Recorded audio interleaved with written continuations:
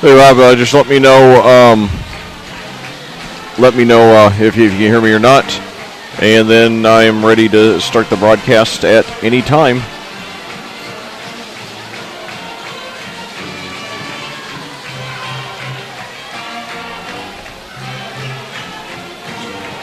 So anyway, the JV game just ended, and so now I got the pep band here tonight. It's senior day here at Cascade. Last home game for Dalton DuBois, Michael Alderson, and Chase Western. So anyway, hopefully we'll get a good Cascade win. The thing is, though, if we win our first tournament game, which is a week from today, then we will play this very Covenant Christian team a week from Friday. So maybe we shouldn't show them our best stuff tonight. Maybe we should just let this one let go of this one, and so they won't know what to expect against us when they play us in the tournament. But all right, thanks. All right, I'm going on just a bit.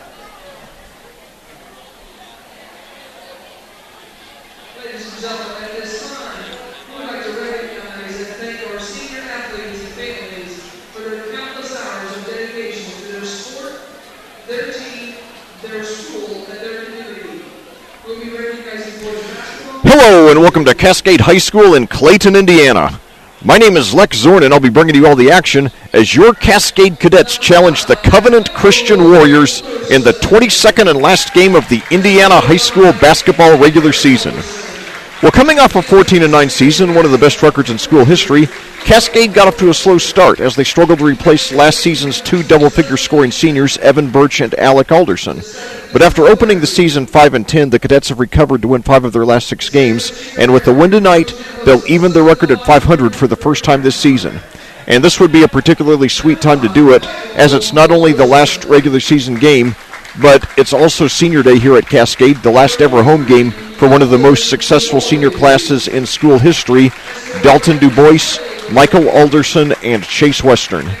Now, Cascade is led by 6'5" superstar senior Dalton DuBois, who recently scored the 1,000th point of his high school career.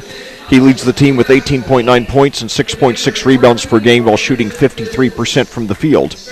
5'8" senior point guard Michael Alderson also contributes heavily with 7.8 points and a team-high 3.3 assists per game. In addition, 6' senior Chase Western averages 4.9 points per game, and 6'6" forward Benson Walker averages 4.4 points and 3.5 rebounds per game, while 5'11" junior averages 3.7 points per game. And 6' sophomore Mason Tharp has recently emerged as a much-needed spark off the bench. He averages 4.2 points per game, and it looks like he's going to be one of the best players for the program over the next couple of years. Cascade's opponent tonight is the Covenant Christian Warriors, who've been one of the better Class 2A teams in Central Indiana in recent years, but entered this game with a record of only 6-14. Covenant Christian is led by 6' senior Jordan Webb, who averages team highs of 22.6 points and 7.1 rebounds per game. 6'2" senior Josiah Grant is second on the team in scoring with 13.4 per game, and first in assists and steals with 3.8 and 1.4 per game respectively. The Warriors have one other double-figure scorer with 5'11" freshman Terry Flatt, who averages 10.4 points per game. The starting lineup is rounded out by 2 sophomores. 6'3" Sam Fulbright averages 5.3 points per game, while 5'10" Brennan Moran averages 5.1 points per game. Cascade's head coach is Chris DuBois, who's 125 and 184 in his 14th season with the Cadets. He's won 2 of the 6 sectional championships in school history. Covenant Christian's head coach is Scott Flatt, who's 133 and 153 in his 13th season with the Warriors. He's won the only 2 sectionals in school history. Well, at this time, we'll take a short pause for a few words from our sponsors, and then we'll be back with the opening tip-off. Cascade Covenant Christian Senior Day action coming at you live next. The Cascade High School Athletic Department simply would not be able to operate without the financial support of our business partners. We would like to recognize and thank them for their generosity. the official health provider to the Cadets, Hendricks Regional Health, Diamond Partners, Best Way Drywall, and North Salem State Bank. Platinum Partners, Allen Irrigation Company, CJ's Pizza, and Dunn Insurance Agency. Gold Partner, Endeavor Communications. Silver Partner, Electric Plus. And Bronze Partner, Hankey Photography and DMH Photographics. Thank you, business partners. Your support of the student-athletes of Cascade High School is greatly appreciated. Well, back here at Clayton, we just finished the Senior Day festivities as the three senior players for the Cadets, Dalton DuBois, Michael Alderson, and Chase Western, all of whom start for the team. Were just introduced along with their parents, and looks like each of them got some sort of goodie bag, as was the case with the girls on their Senior Day a few weeks ago. And they did something really nice for all these kids, in addition to the Senior Day, the usual introductions with the parents. Across the gym from me, there are tables in which there are photo collages of all of the kids, ranging from their, very early childhood up to, their high school basketball heroics. And in addition to that, there's a poster jersey of each player with a pin so that fans can write messages for the players. And I wrote a message to each of the kids and told him how much I enjoyed commentating him over the last 2 years, and wished each of them and their families all the best, not only in basketball but in life. And I hope that if they had did that for the girls, I missed it, and I would have written a message to each of them as well. I've never met any of these players in person. I hope to someday. But, I have met a lot of the parents and the coaches and, the fans and families of the players. And, just right after the last game, the last home game a week ago Friday, the loss to Plainfield, I had a nice conversation with the parents of Cascade head coach Chris DuBois, and who are the grandparents of their senior superstar Dalton DuBois. And they told me that they get to the games when they can. They live in northern Indiana. They get to the games when they can, but sometimes when they're not able to for weather or whatever reason, they tune in and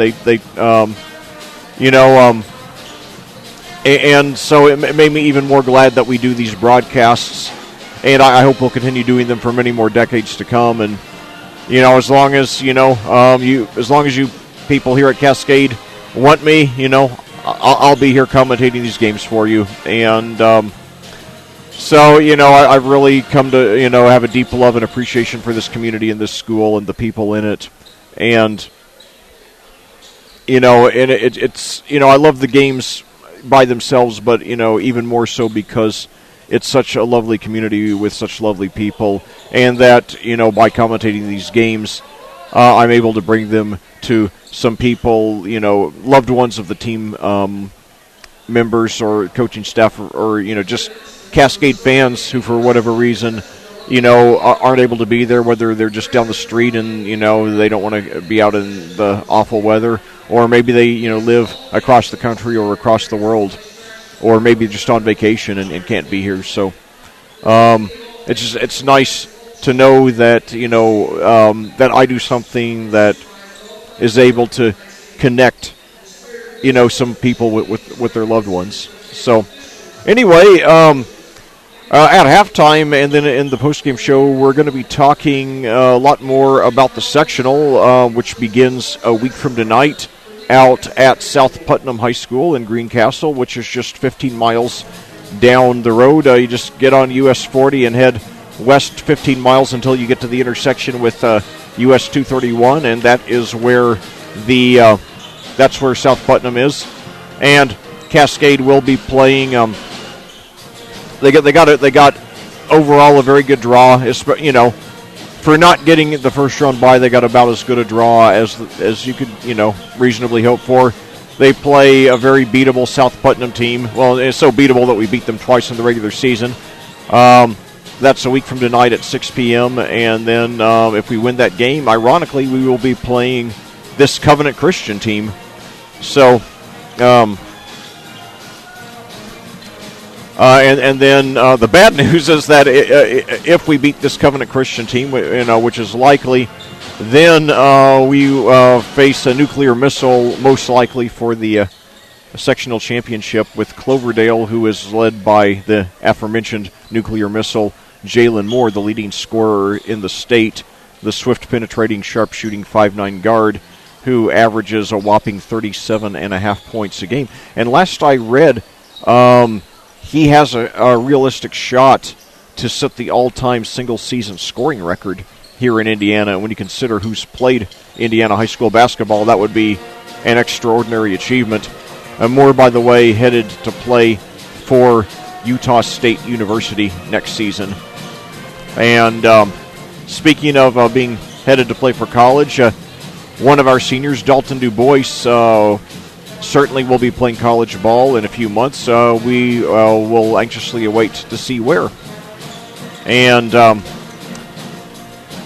so, last year, three Cascade seniors went on to play college ball.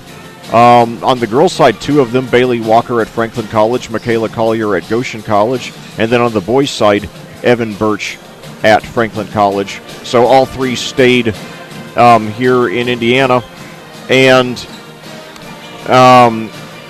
two of them stayed in roughly the metropolitan area, less than an hour's drive for their families to go see them there in Franklin. And Bailey Walker especially has been an amazing success story for the Lady Grizzlies. She leads the team in points, rebounds, steals, and blocks. And remember, she's only a freshman, so don't know what Bailey's chances are to make the WNBA, but certainly she is already a great college player, and I think will only get better over the next 3 seasons. And she's majoring in elementary education, so obviously she's chosen a very important major and will be, as the NCAA says, going pro in something other than sports. So I keep meaning to get down to a Franklin game to see Bailey live. And hard to believe it's been over a year now since the last time I commentated her, which was unfortunately one of the most painful experiences I've had in commentary, that sectional loss to South Putnam. But, I've really enjoyed watching, following her career and Michaela's career. And Evan has not played this season. I'm not sure if he's being redshirted or if he's injured, but I will be certainly following his college career as well. And that's really one of the great joys that I've had. This is my 6th season of commentary now. And, now literally dozens of boys and girls who have commentated in high school have gone on to play collegiately, and now at least one of them is playing professionally. Zach Irvin, who in my rookie commentary season was a senior at Hamilton Southeastern High School up in the northeast suburbs of Indianapolis in Fishers. He played 4 years for the University of Michigan, where he set the all-time school record for games played in a career with 141, and he's now playing professional basketball in Israel.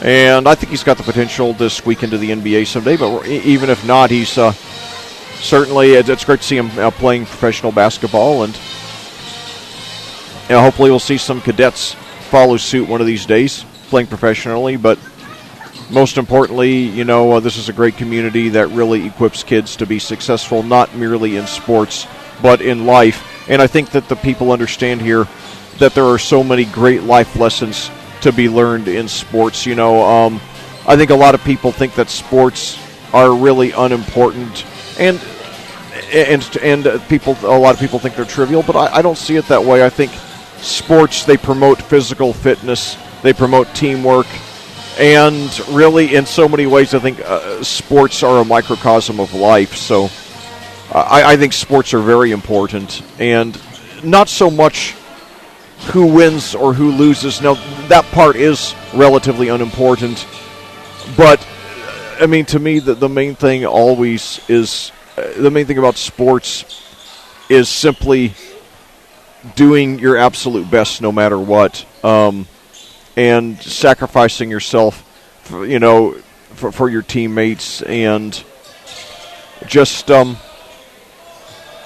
making the most of whatever opportunities you have, and if you happen to win the game in the process, so be it. There's a poster of John Wooden here at Cascade, and that has one of his many great quotes. It says, "Sports don't build character, they reveal it." And, I saw another interview with John Wooden one time that really stuck out with me. And actually, I've heard him say this more than once over the years. People who played for him, I think, have all unanimously agreed that he never talked to his players about winning. And when I first heard that, I was shocked. It's like, how can you have won 10 national championships without talking to your players about winning? And what he said is that he did want to win. Of course he did. That's human nature. But he said he wanted winning to be a byproduct of doing things the right way. And I thought about it, and it's like, yeah, if you're playing, say, North Dakota Tech, and your goal is to win the game, well, that's not much of a goal, because you can probably win by giving about a 10%, maybe 25% effort. But if your goal is simply to do everything the right way, and you do that, then, whether you win or lose, then you've got a lot to feel good about. Now, obviously, you still prefer to win, but, if you bring your A-plus game and the other team happens to be better, then so be it. That's life, and that's nothing to hang your head over. And there have been games in which I've commentated the cadets, boys and girls basketball and football, in which, we came and I couldn't think of anything that we did. I mean, I don't think there's such a thing as a perfect game, but where we played, an A game or at least close to it, and we simply lost to a team that we had very little chance to beat. And I don't hang my head over that. I hang my head when we lose, when we lose games that we should have won, like, at the risk of sounding like a broken record, that South Putnam game in the girls sectional last year. And so I'm not talking about this season, the one we just lost, because that was a game where we, had a close loss to a roughly evenly matched team. I mean, this is last year where we had no business losing to them. But this season, I think that Cascade, not likely anybody other than Cloverdale is going to win that sectional, but it could be done, and I'll be talking more about the potential matchups and the bracket and everything at halftime, and then the post-game show. And right now the pep band is playing a Sing, Sing, Sing, which I think is like from the big band era or something. I remember when I was in 10th grade, I was in the marching band down at Madison. That was the only competition I ever participated in, marching band. I wasn't gifted athletically. Only I was gifted in talking about sports, not in playing them, unfortunately. But yeah, we played Sing, Sing, Sing. Let's see if trying to think what we played. We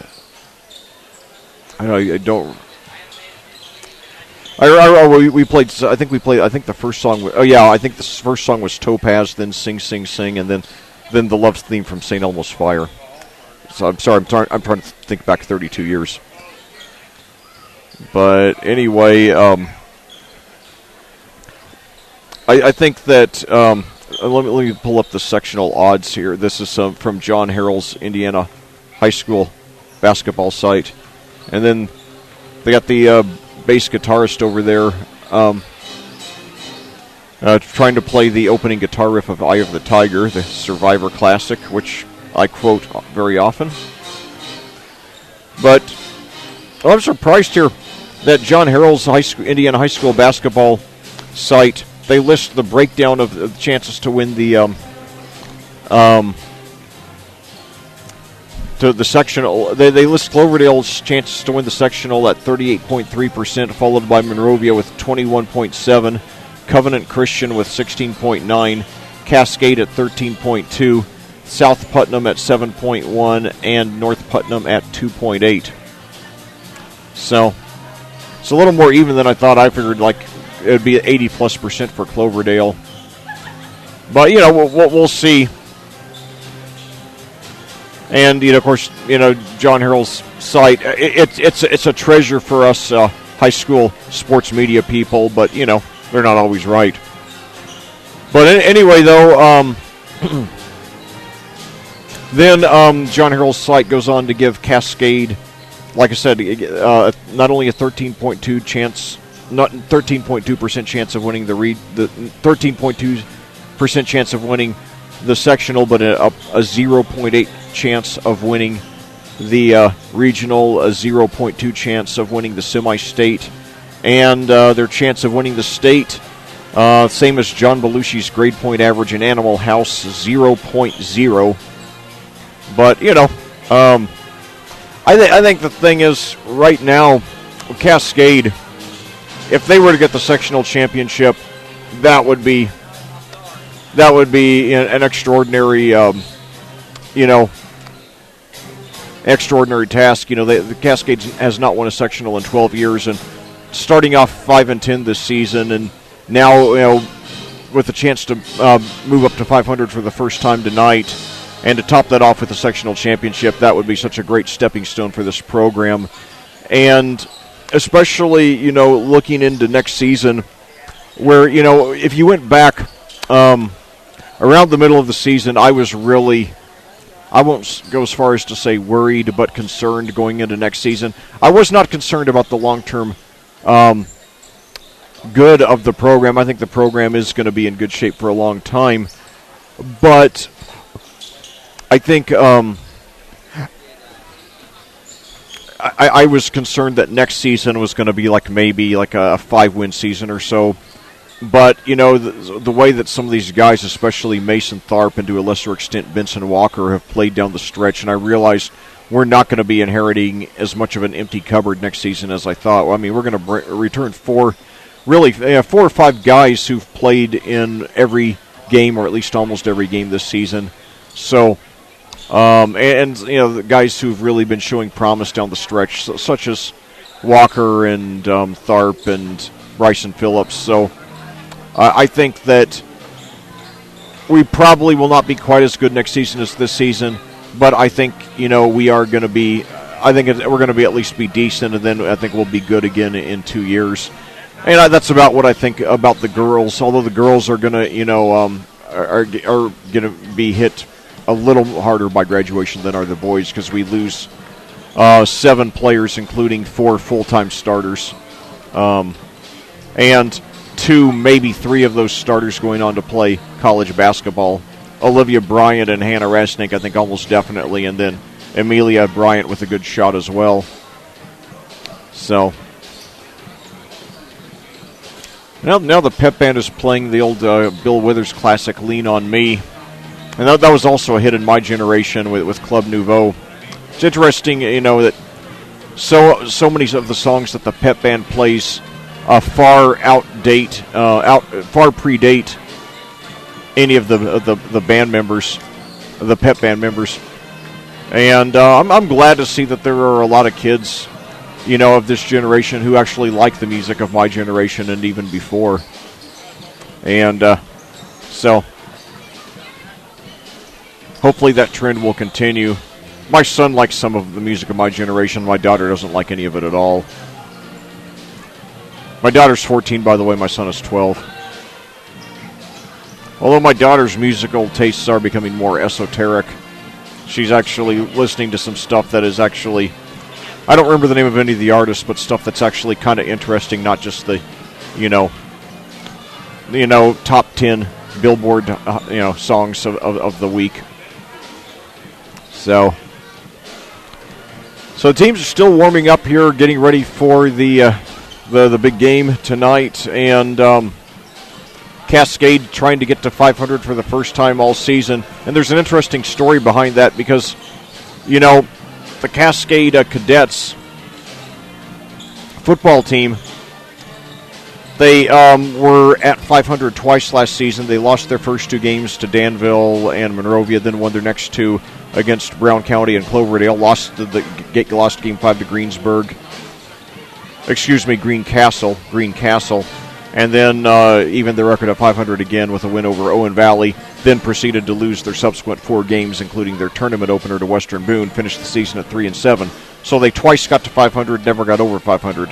Then the girls' basketball team overcame an 0-6 start, even their record at 9-9 with that sensational come-from-behind win at Cloverdale, in which they won in double overtime after trailing by 18 in the second quarter.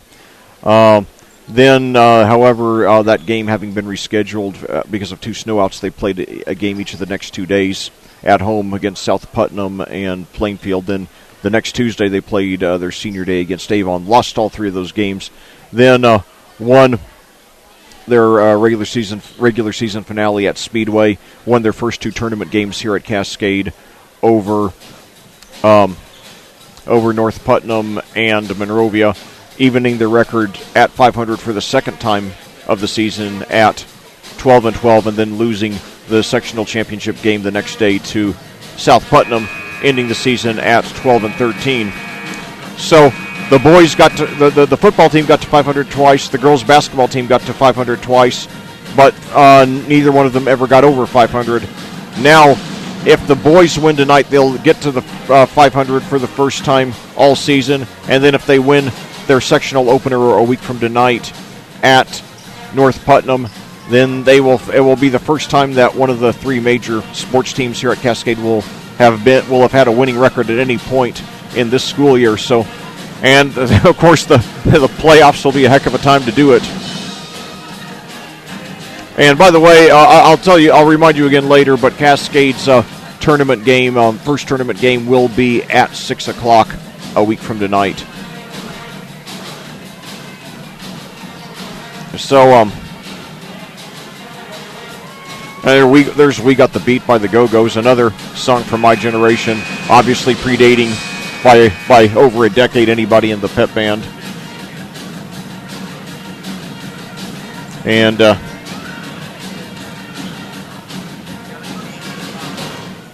I recently was listening to there's actually a station there's a station on the iHeart Radio app that plays nothing but old American Top 40 episodes, and I listen to it sometimes at work. And I recently heard Casey Kasem mention in an old 1982 episode that the Go-Go's were the first female band to place an album in the top 100. And I'm not talking about female vocal groups. Obviously, a lot of them had hit the top 100, but I mean band, as far as where women played, all of the instruments, which was an extreme rarity in rock music up to that point. It's still relatively rare now, but not as much as it was then. Women just, for whatever reason, they just don't seem to play instruments as much. And they're capable of doing it, they just don't do it as much. So now the team's now back on the floor, ready for the opening tip-off, taking some final instructions from their coaches. And the Cascade fight song is playing. It just hit me. I've never learned the words to the fight song. Oh well. I'm sure I can find them somewhere, either on the internet or maybe somebody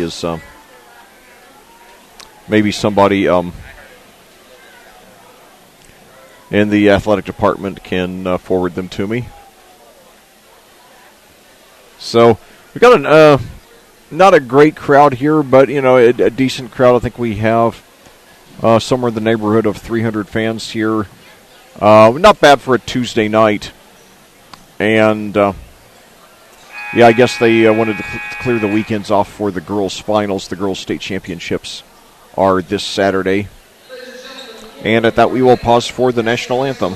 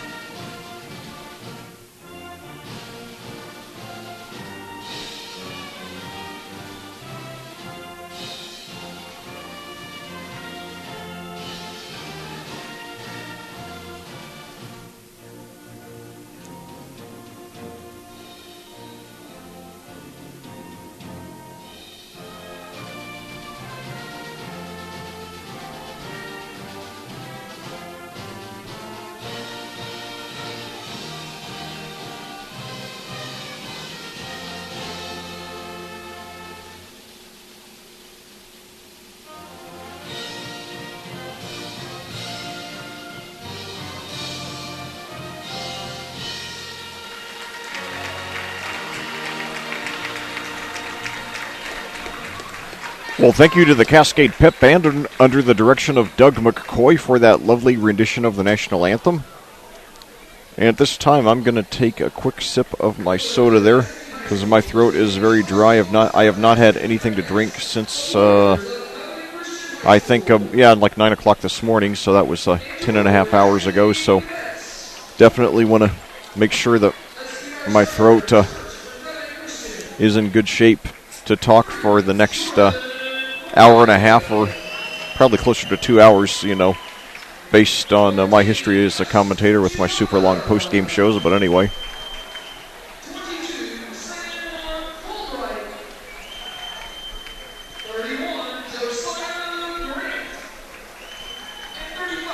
I'll tell you, this is only the second time I've commentated Covenant Christian in boys basketball. And I had forgotten they had those really cool neon green uniforms. Now their JV team, they were wearing Michigan State, a Michigan State type color scheme. And Cascade, their JV uniforms are like Indiana State, the Indiana State color scheme. So it really looked like a repeat of the 1977 National Championship game, with Magic Johnson and Larry Bird. And I commentated the Covenant Christian girls earlier this season, back on November 11th here at Clayton, and I don't remember them being neon either. I think they were just pretty plain. That was a very good win for Covenant Christian. That was the game where Olivia Bryant got 3 fouls in the first quarter, and the team never came close to recovering, sadly. But anyway, and now we've got Dalton DuBois against Spencer Tinky for the opening tip-off. Dalton with a 3-inch height advantage there, 6'5" over 6'2".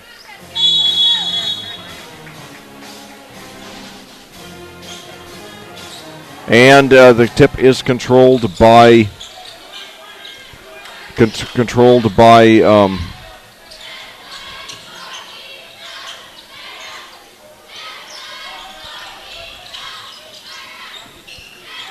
the Warriors. And now lay-in is up and good there by and now Cascade with the ball at the other end. So Michael Alderson over to Mason Tharp for 3, and Tharp hits it. So the Cadets go up 3-2. Mason Tharp scored double figures 3 of the last 6 games. And now steal there, and DuBois going for an uncontested dunk. He lays it in. So 5 quick points by the Cadets to jump out in front, 5-2 here. And now another steal there this time by Western. Gives it over to DuBois for a wide open 3. He hit it! So 8 points in less than a minute for Cascade after giving up the first 2 points of the game. Dalton DuBois playing like he wants to have a banner senior day there.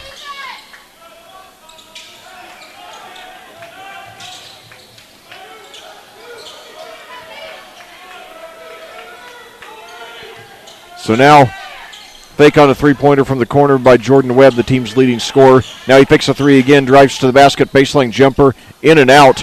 Rebound by Michael Alderson, the 5'8 senior, playing his final home game. Now gives it over to Bryson Phillips. Now he pitches back to Alderson driving to the lane, but it is stolen. Brought down to the other end of the court, now given up to Webb, who puts up a 3, and he hits it. So Jordan Webb brings the Warriors back within 3. And I apologize, I do not know who number 14 is. He is not on the roster here for Covenant Christian. So now a three-pointer by Chase Western, and one of the seniors, no good. Rebounded by Webb. He is a 6-foot senior.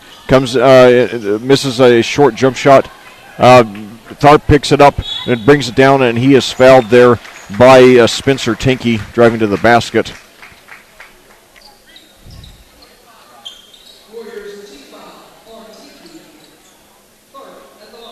So Tharp will be going to the free throw line. He's emerged as a great spark off the bench here in the last few games. Like I said, double figures 3 of the last 6. And earned himself a trip to the starting lineup with his recent play. He hits the first free throw. He has 4 now. Tharp should be one of the, I think he and Walker are going to be the 2 best players on the team the next season. The next season as Tharp hits them both. He and DuBois with 5 apiece here in the first 3 minutes. So now fake on a 3 there by number 22. So Covenant Christian with our 2 guys on the in the game who are not on the roster, so I will try to pick it up, who's who.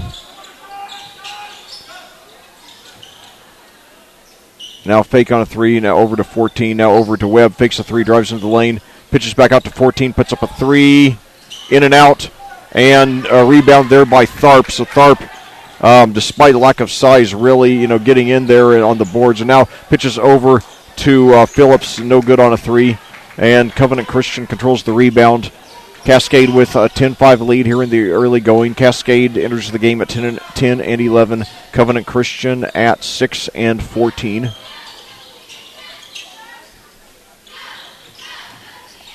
So now inside the lane, number 22 gives it up to Webb. And now foul there by Western. First foul. First foul against the Warriors, against the Cadets. Excuse me. There's been one against the Warriors as well. Pass inside to Webb, posts up on Western, pitches out to 22, who drives, then pitches out to 14, guarded by Alderson. Now he gives it up back to, I believe that's Colin Riley with the ball. He gives it over to Josiah Grant. Now out for a 3-pointer by 22. He hit it.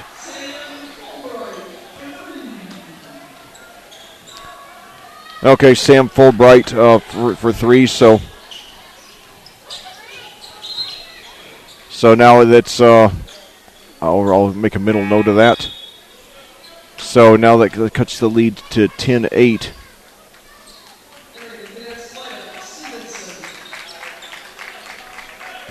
So now Ross Stevenson, who's started a lot of the season, coming off the bench tonight. Now inside to Tharp, fakes a 3. Now pitches down on the baseline to Stevenson. Back out to Tharp. And inside to DuBois, turnaround jumper. He hits it. DuBois with 7. And it's a 12-8 Cascade lead with 3:32 to go here in the first quarter at Clayton here on Cascade Senior Day. So Webb with the ball over to 14. Now inside, now it's a block by DuBois on the jump shot there by Colin Riley. Michael Alderson brings it back up for Cascade. And he tries to take it coast to coast, puts it up, however, I think somebody got a piece of it. Webb gets the rebound, brings it down, pitches to a driving Grant who lays it in. So Josiah Grant becomes the 4th Warrior to score, and that cuts the lead to 12-10, and even 3 minutes to go now here in the first quarter. This is the last home game for Dalton DuBois, Michael Alderson, and Chase Western. So now DuBois with the ball over to Stevenson, fakes a 3, drives to the basket, and it's tipped out of bounds to Covenant Christian with 2:46 to go here in the first quarter. 12-10 Cascade lead.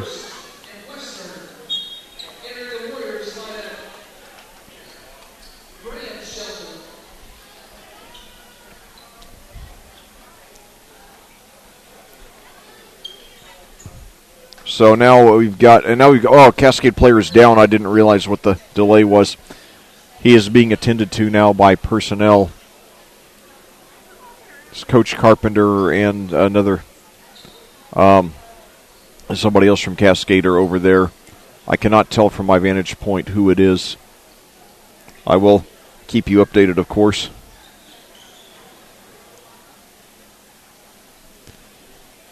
And now Coach DuBois coming over to the bench.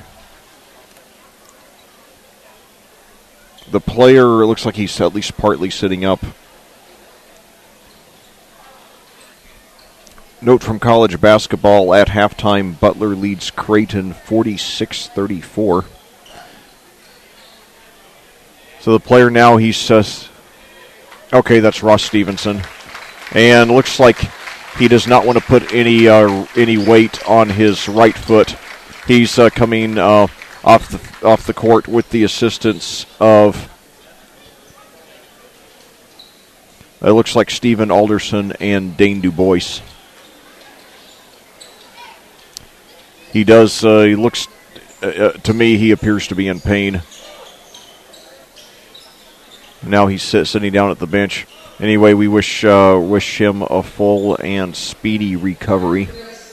I actually commentated the Greencastle Regional last season with Ross's cousin, Luke Stevenson. We commentated for WYRZ the morning or early afternoon game between the two Hendricks County teams, Tri-West and Danville, which Tri-West won, and then the championship game that night, which Tri-West lost to the eventual state champion Crispus Attucks. And now three-pointer. They're no good by Webb. Now Alderson brings it up for Cascade with a 2-point lead. Now he fakes a shot but passes across court. Now over to DuBois, fakes a three, drives, pitches out to Tharp for three. No good. Rebound by Josiah Grant. Brings it up for Covenant Christian. Over to Webb, fakes a three, drives into the lane. No-look pass. Gives it up to Fulbright, who lays it in. So Fulbright with 5 to lead Covenant Christian. And we are tied at 12 with 1:53 to go here in the first quarter at Clayton. So DuBois now posting up. Puts it up off the glass. No, I'm sorry, that's Benson Walker, excuse me. And he bumped in to, I believe that was Fulbright, under the basket. It's going to be against Walker. Walker, the tallest player on the team at 6'6". He's a junior. He's going to be called upon to be the main man in the middle next season after Dalton DuBois graduates.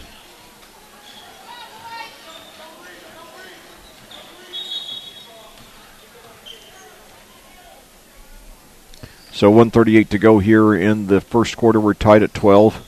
Covenant Christian only 6-14 entering this game, but hanging tough tonight.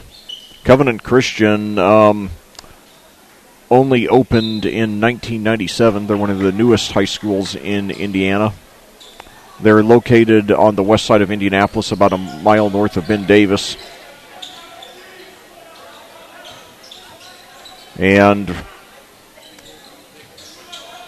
so now we've got Mason, the Webb for three, and he hit it.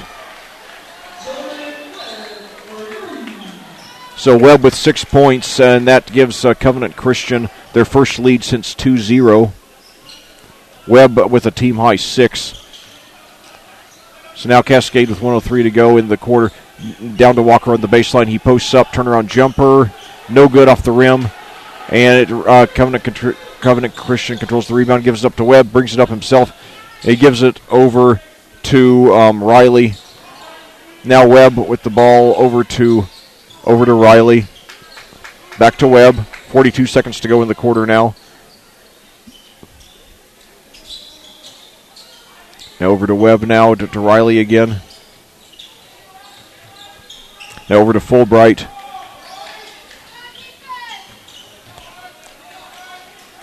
Now over to number 24, who's also not on the roster.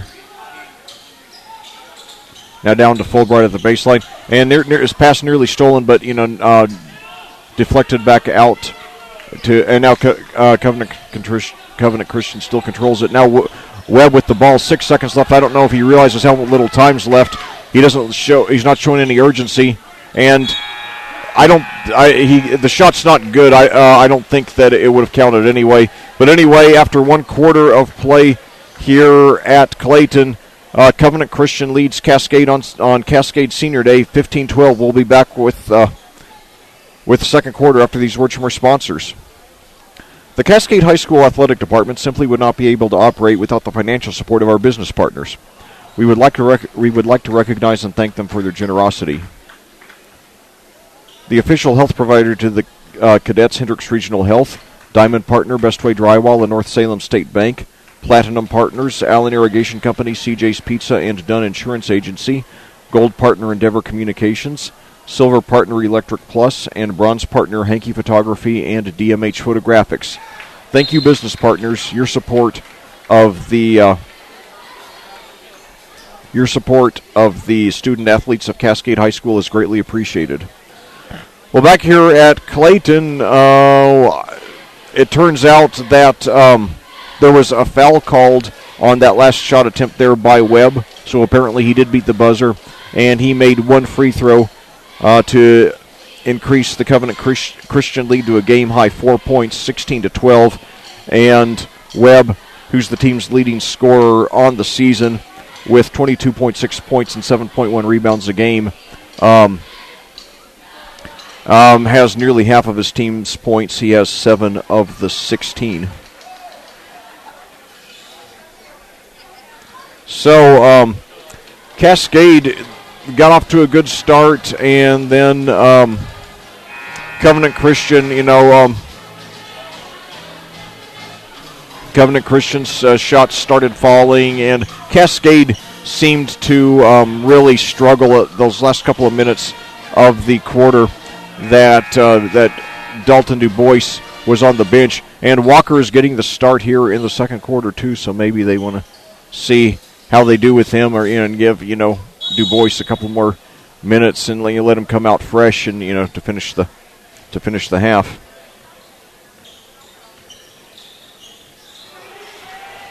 So now a steal there, and so Riley with the ball. It near the right perimeter, fakes the three, then drives inside, misses a short jump shot. Walker comes up with the rebound, gives it to Tharp, who brings it down. Now Walker sets a pick. Tharp passes over. Now back to Bryson Phillips, who's had a few bright spots off the bench in recent games. Now he gives it back over to Tharp. Now over to now Western has it at the top of the key, getting it from Phillips. He drives forward, and it's knocked loose. I thought there was some contact, but no foul was called. And now Riley picks a three at the other end, gives it over to Kikamba, and now there's a foul there as Grant was driving into the lane.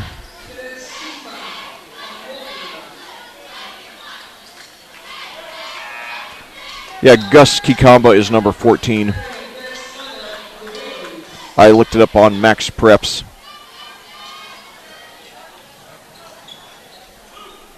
Only 2 cadets have scored, Tharp and DuBois. It's a 16-12 Covenant Christian lead. 4 Warriors have scored. So Kikamba with the ball.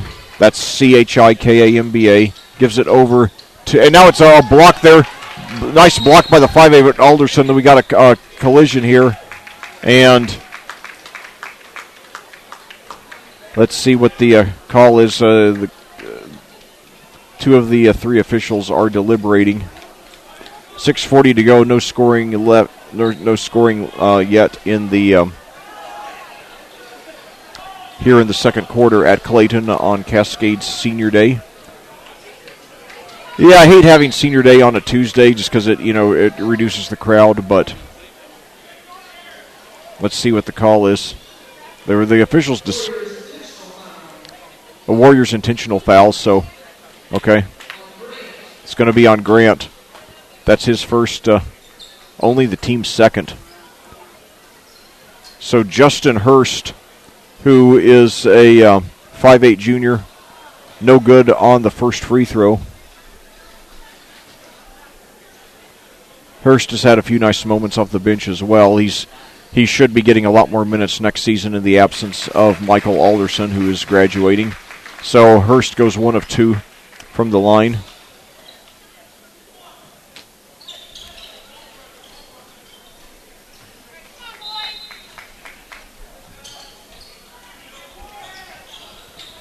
So Tharp bringing it up for Cascade. Into the lane now, pitches out to To Phillips, inside to DuBois, back into the game now. And now he hits a driving Tharp, who puts it in, and he's fouled. So Tharp on the assist from DuBois. So Tharp goes to the free throw line. He and DuBois now tied for the team lead with 7. And if Tharp completes the three-point play, then we will be tied again. 6:24 to go here in the second quarter. And Tharp's shot is up and good.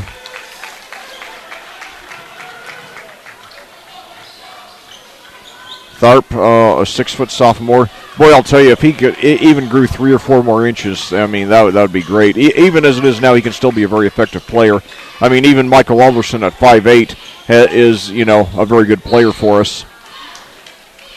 And now we got a whistle under the basket. Let's see what the call is. But when I was signing my message to Michael Alderson, I told him that he's gotten more out of his potential.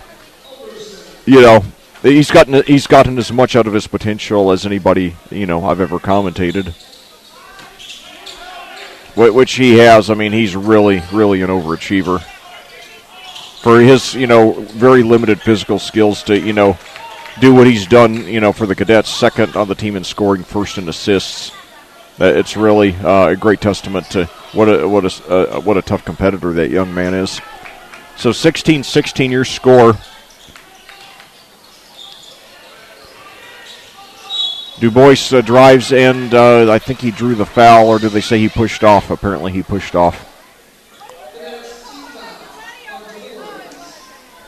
Yeah, so that's the first foul against DuBois. Thankfully only his first, but that puts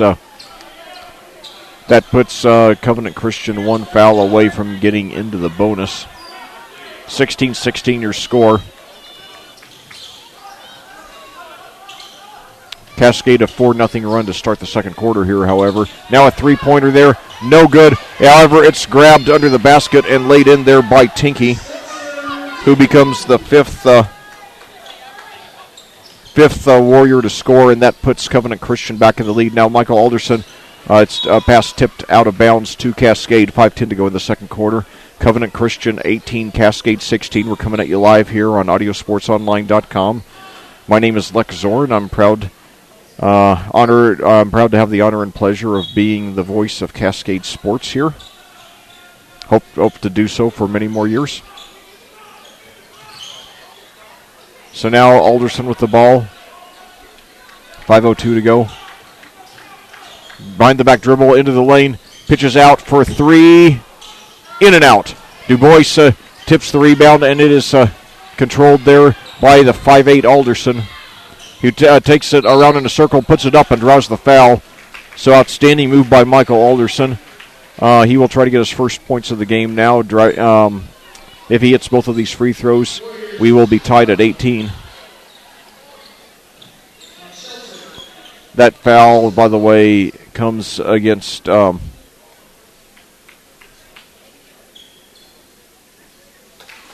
foul is the free throw is up and good there.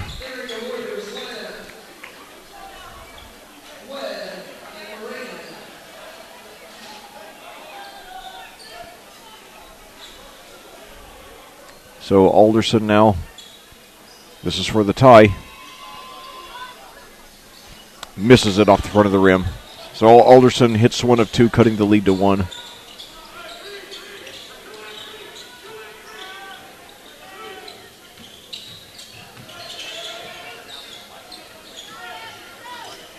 So now running jump shot is good there by Moran.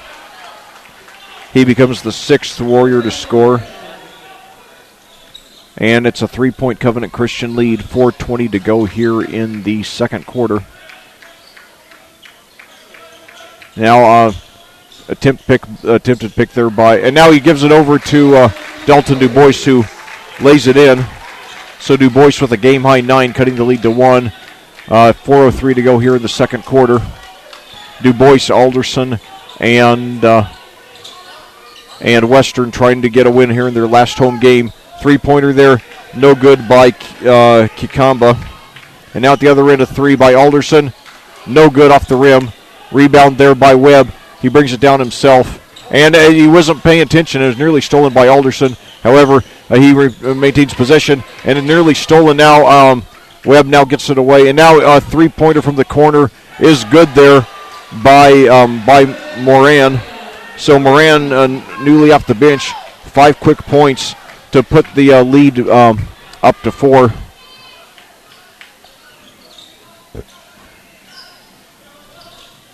(23-19). Now Alderson down at the baseline, puts it up, trying to draw contact, doesn't get any, and it's rebounded there by Tinky.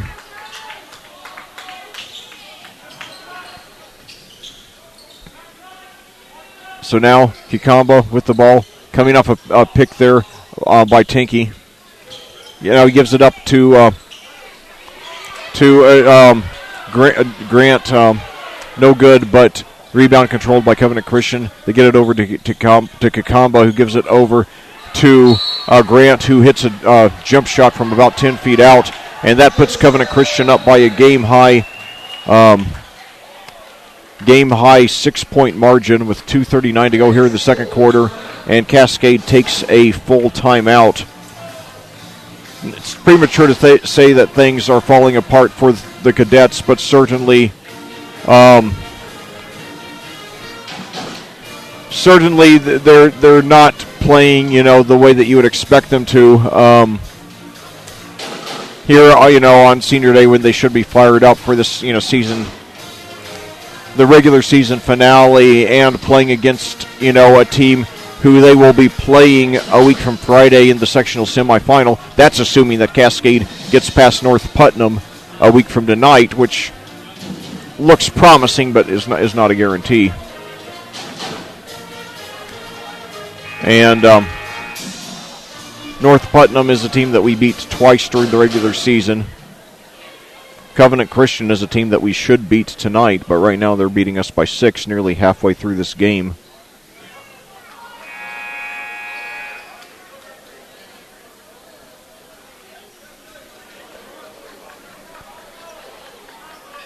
But yeah, Cascade has not played a bad game. Our shots just haven't been falling.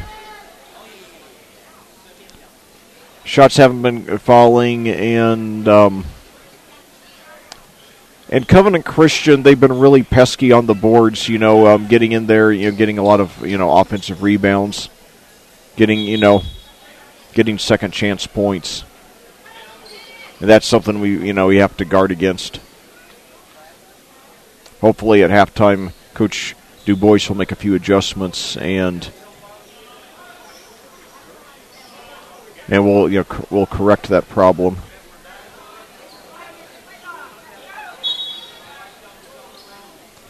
So now Alderson brings it up for the Cadets, trailing by 6, 2:37 to go here in the second quarter. This is Cascade Senior Day. Remember, because Cascade does not hold that thought. So Phillips with the ball over to DuBois behind the three-point line, over to Alderson. Now over to Phillips, fakes a three. Now over to Hurst, puts up a three. No good. Rebound by DuBois. Very aggressively, if he puts it up, and he draws the foul. So Dalton DuBois will be going to the free throw line for 2. He has a game-high 9. Foul, by the way, coming on number 22 on Covenant Christian, who's not on the roster.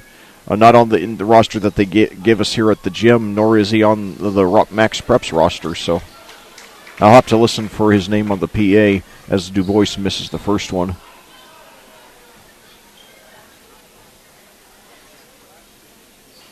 He missed them both.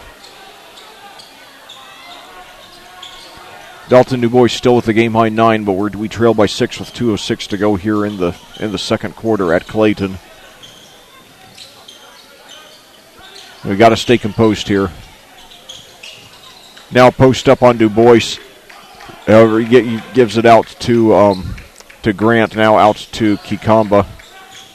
Guarded there by Hurst. And now Hurst tries to strip it away. However, it's knocked out of bounds to Covenant Christian with 1:44 to go here in the second quarter. Tharp now coming in for Hurst. Now inside to Grant for three. No good. Rebound by DuBois. Gives it up to Alderson. Now over to Phillips. Puts up a three. No good. And rebound there by Moran. The 5'10 sophomore gives it up to Kikamba.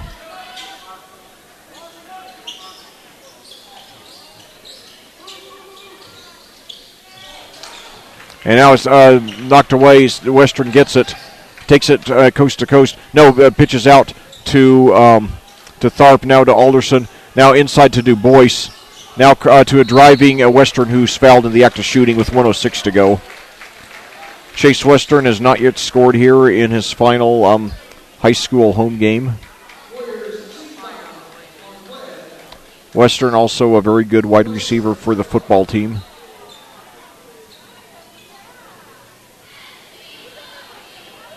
Scored a touchdown in our sectional loss to Western Boone last season.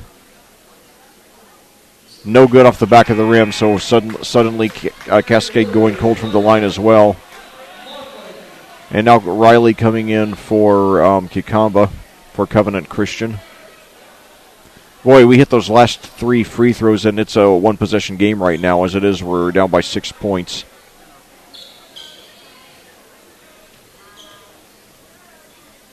Second free throw. No good, so Cascade missing 4 free throws in a row late in the second quarter. That could come back to haunt us.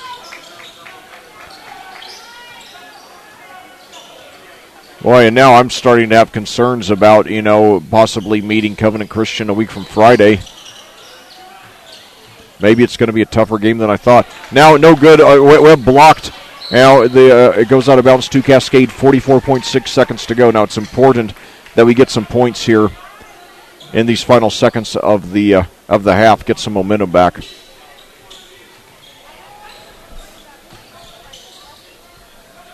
Alderson to Phillips. Phillips dribbling around, looking for an opening. He gives it up to Tharp now. Inside to DuBois. Jump shot. He hits it. DuBois with 11, cutting the lead to 4. 20 seconds to go in the first half. Covenant Christian probably going to hold for the last shot. Fulbright now over to Moran. Now cross court to Webb. Long NBA three. No good. Goes out of bounds to Cascade with 5.3 seconds to go. So the Cadets will have time to, get at least one more score here, make it a one-possession game.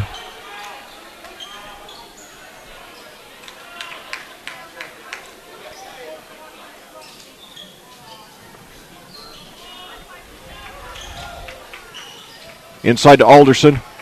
Behind the back dribble. Gets it past midcourt, and he double dribbled with 2 seconds left. So it will be Covenant Christian ball.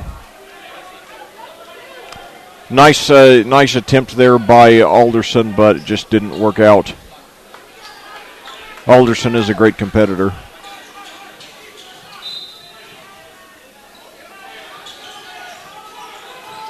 So now the inbounds pass is tipped. It's tipped out of bounds to Cascade with 1.2 seconds to go. I'd like to see a replay of that and see exactly when the clock was started. It's supposed to be started when the ball is touched. It seemed like it was more than 8/10 of a second from the time it was touched to the time it went out of bounds. But anyway, so Alderson gives it over to Tharp, and his shot is blocked. So at halftime, disappointing second quarter for your Cadets. They trail the Covenant Christian Warriors by a score of 25-21 here on audiosportsonline.com. We'll be back with a first half recap and look ahead to the sectional after these words from our sponsors.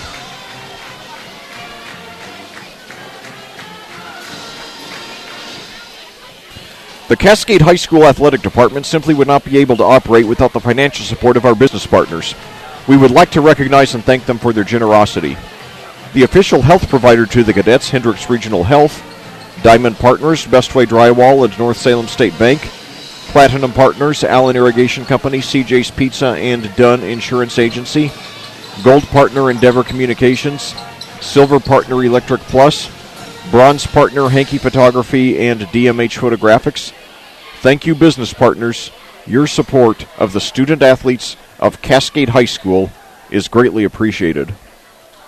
Well, back here at Clayton, we're at halftime of this senior day game between your Cascade Cadets and the Covenant Christian Warriors. Covenant Christian has a 25-21 lead. It's a game in which Cascade has simply missed too many shots, both from the field and from the line, and Covenant Christian has moved the ball very well. They've been very pesky. Despite a size disadvantage, they've used their speed and effort to get offensive rebounds, get second chance points, and Cascade has just been a little too sloppy and careless with the ball.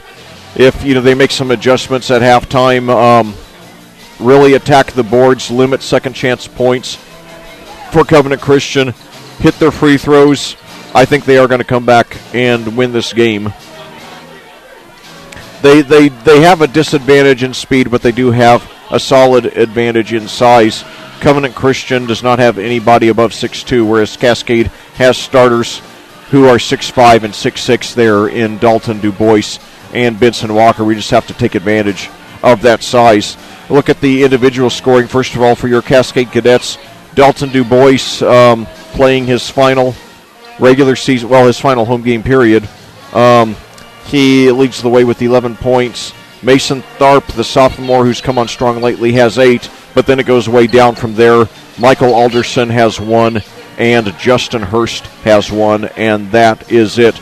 Meanwhile, Covenant Christian has had a much more balanced scoring attack. Jordan Webb leads the way with 7. Sam Fulbright has 5. Brennan Moran has 5. Josiah Grant has 4. Spencer Tinky has 2. And Sam Kikaba has 2. So basically, Covenant Christian just, and this kid just bumped into the table. Thankfully, didn't knock any of the gear over. And you see, the thing is, where I am, there's there's a big walkway behind me, so sometimes these kids just are running wild and need to be corrected by their parents. Maybe not quite Delbert Grady style, but, at least to some extent. So anyway, like I said, this is a game that really, I think that this is Cascade's game to lose. This is a potential sectional opponent. If we win our sectional opener a week from tonight against North Putnam, we will be playing Covenant Christian, who drew the first round bye. So maybe it wouldn't be an awful thing if we were to lose this game. I'd hate to lose our senior day, especially for DuBois, who's one of the greatest players, one of the few 1,000-point scorers in school history. Although if Covenant Christian does not see us at our best, and then we play our best against them a week from Friday, maybe they won't know what hit them. Kind of like what South Putnam did to us in the girls sectional, not this season but last season. So, and now the pep band playing YMCA by the Village People. And when I was really becoming a big music fan, and really delving into the pop music scene in the 80s, I don't think anybody would have believed that basically, I don't think anybody was willing to say publicly in the 80s that they liked the Village People or the Bee Gees or any of the big disco acts, because there was such a strong backlash against disco. But now, nostalgia's come back around, and there are people who publicly like those artists again. And that wasn't my favorite genre, but I like some of that stuff. And I especially enjoy listening to the Bee Gees because Barry Gibb was such a great songwriter. He's actually the second most successful songwriter of all time behind Paul McCartney. And I enjoyed listening to Chic because of the sheer musicianship. And the guys from that band actually went on to be big time session guys and producers in the 80s, playing on a lot of stuff that you would know even if you didn't know they were on it. So anyway, it's great to be here though, as always, at Cascade, and I've just I've fallen in love so much with this community and the school, and I've commentated at other great schools and great communities, but not where it's this close knit and where so much of the focus is on the high school sports. That's a great throwback to the glory days of when basketball was king there. And by the way, my mom sent me a text complimenting me on my suggestion that the kids be corrected Grady style. For those, as you've probably noticed, the Shining and the Blues Brothers both are part of my daily vocabulary. What was it about 1980 in film? But anyway, Cascade opens sectional play a week from tonight in the South Putnam sectional. We play the early game, unfortunately, just like we did in the girls. We play the 6 o'clock game, and that really hurt our attendance for those girls' games because people had a hard time getting there. It's, I think, going to be even worse because we're playing 15 miles down the road, so it's going to be even harder for those of us, including me, who work in Indianapolis, to get there. So we're going to have to. Well, I have no choice. I got to take off work early to get to the game in time. Some people might not have the luxury of taking the day off from work, and they might end up being late. But anyway, I hope you all will get out there a week from tonight for to see Cascade play North Putnam in the first game of the sectional, the quarterfinal. And then I encourage you all to stay for the night game because you'll get to see the leading scorer in the state in Jalen Moore, the superstar for Cloverdale, who will play Monrovia. Cloverdale is 16-6. Monrovia is 13-8. And Moore averages 37.5 points a game. He's bound for Utah State University. Only 5'9", but he's sort of like a mini Allen Iverson. Just a relentless competitor who just finds a way to score wherever he is on the floor. And he spent his previous high school career under the shadow of Cooper Neese, the seventh leading scorer in state history, who's now gone on to play for Indiana State. Well, he's a redshirt freshman now. He'll be playing next season. And in fact, Cooper Neese here, in the first minute of the Cascade Cloverdale game, not this season but last season, Cooper Neese hit a shot from about 35 feet, and Rob Kendall, my broadcast partner, and I both just about fell out of our seats. We both agreed it's the longest non-forced, that is non-buzzer beating shot we have ever seen made in a game.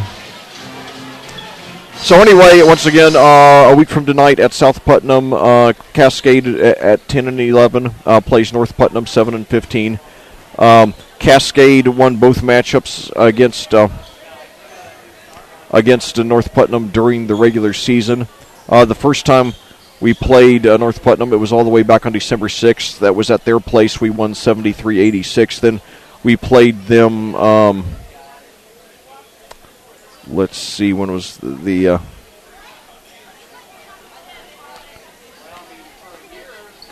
oh, excuse me, let me get the okay, I apologize. Okay, the first time we played North Putnam was back on December 22nd right here at Clayton, and we won 53-49. And then we played them again in the WIC crossover game at their place on January 26th, and we won 57-44. So we won the two games by 4 and 13.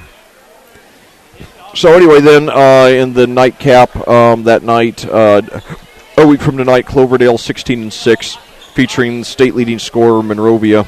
Featuring state leading scorer Jalen Rose plays Monrovia 13-8. Then the winner of the North Putnam Cascade game plays Covenant Christian, the 6-14. The team we're playing tonight, obviously. And then in this late game on Friday, the Cloverdale Monrovia winner plays South Putnam 10-12, and then the two semifinal winners play Saturday at 7. So anyway, now back to action here in the second half, and I'll talk more about the sectional in the pregame show. But anyway, Covenant Christian has the ball. Colin Riley now gives it over to Sam Fulbright. Dribbles now passes back out to Riley. Pitches across court. Now the Warriors have used nearly 30 seconds of this quarter already. No shot clock here. Nice school ball. Now looked like he was attempting an alley-oop, but Fulbright struggles to get it. He puts it up, no good. DuBois the rebound. So good that they didn't get an offensive rebound that time.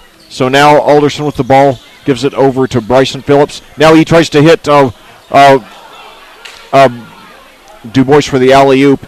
The timing is off. He misses the shot. So 2 failed alley-oops to start off the second half. And now a three-pointer. No good there by Tinky.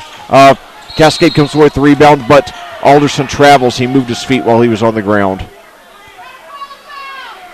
6:58 to go now in the third quarter. Covenant Christian on top of Cascade 25-21.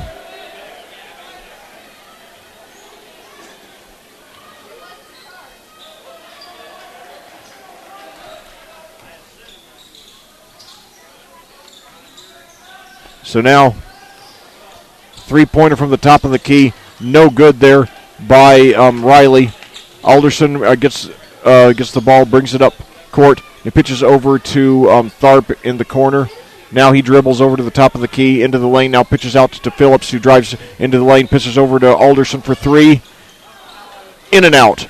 And rebound there by Grant. 6:27 to go, over a minute and a half into the second half. No score yet. For the game, Cascade Covenant Christian leading 25-21. Now we got a three-pointer. No good. And ball tipped out of bounds to Cascade, 6:10 to go. Cadets hanging in there, trying to stay afloat in this game.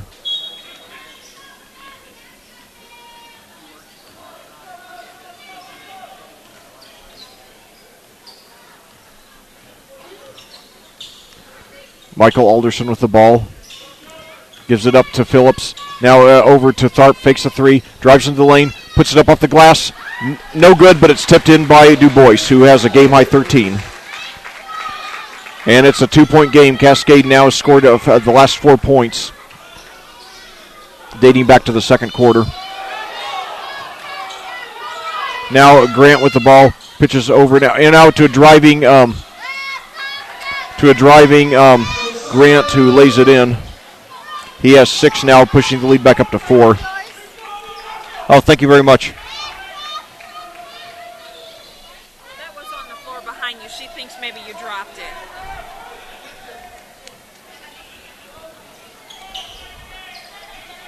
Okay, so anyway, a jump shot there, and it's good there by Western, and he's fouled. Anyway, a little girl gave me something. She thought I had dropped. I don't think I did, though. It's some rosters from previous games. So, all right. Yeah, thank you to that Good Samaritan little girl there. So 27-26.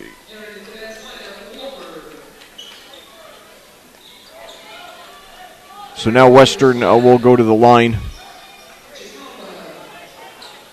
for Cascade.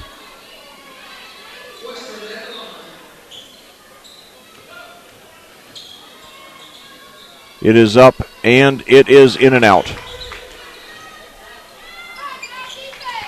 That was Western's first points of his senior day game, by the way. So now Covenant Christian with the ball. And a jump shot is good there by Grant. So he has 8 in the game, 4 in the quarter, pushing the lead back up to 3.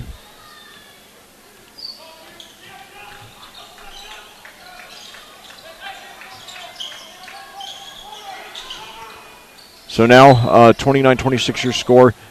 Tharp with the ball, pitches down to now good ball movement, and we got Phillips wide open for 3, and he hits it, and we're tied. So Bryson Phillips with his first points of the game, and it is 29-29 here with 4:15 to go here in the in the quarter. Okay, we're not tied. I was going to say they made a scoreboard mistake. They had incorrectly credited Western with 3 points instead of 2. So I apologize for that. So now at the other end, Kikamba with the ball, gives it up over to now a wide open for Webb, and he hits a 3. Webb with a game-high 10, and it's a 32-28 lead for Covenant Christian. 3:40 to go here in the third quarter. And now we've got a whistle. There was some contact under the basket between DuBois and Fulbright. Let's see what the call is, though.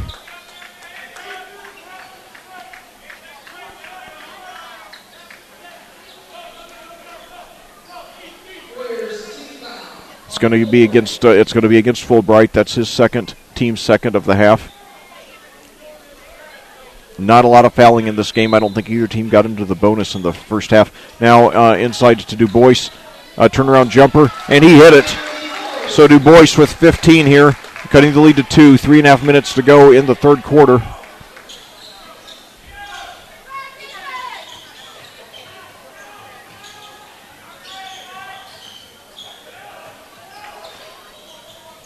So now a three-pointer by Webb. Long 3, no good. Rebound there by Phillips.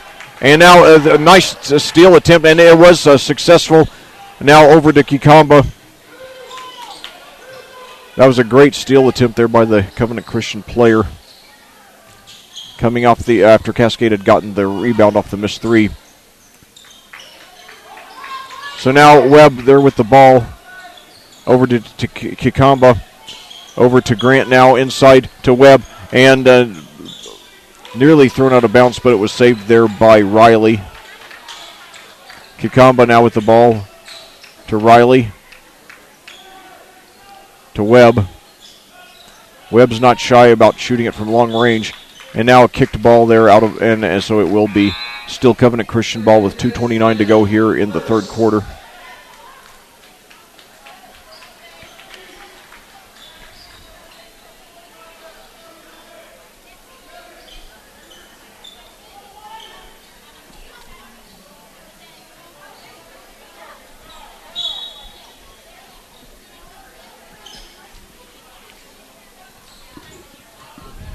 So Grant over to Riley.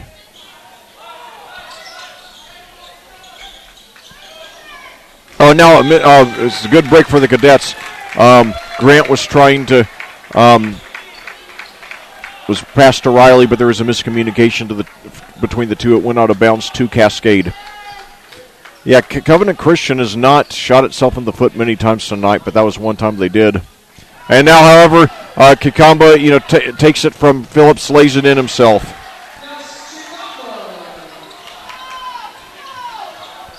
So bad break now for the Cadets.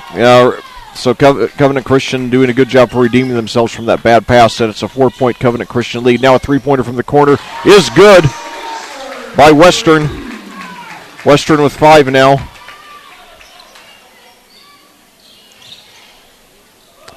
.34-33 now. And now Webb drives to the basket, and there's a foul there with 1:38 to go. Cascade hanging in there. I have mixed feelings right now. I would love to see Cascade to come back and win this game, especially on their senior day, especially for Dalton DuBois, one of the best players in school history.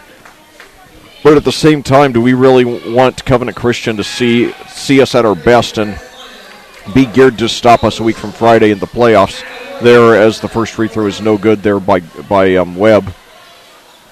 I don't know. I don't know. I don't have the answer to that, especially because I just think all the time about in the last season, the last school year on the girls' side, we won at South Putnam by 22, and then they came into our place and beat us in the playoffs by 11, a 33-point turnaround.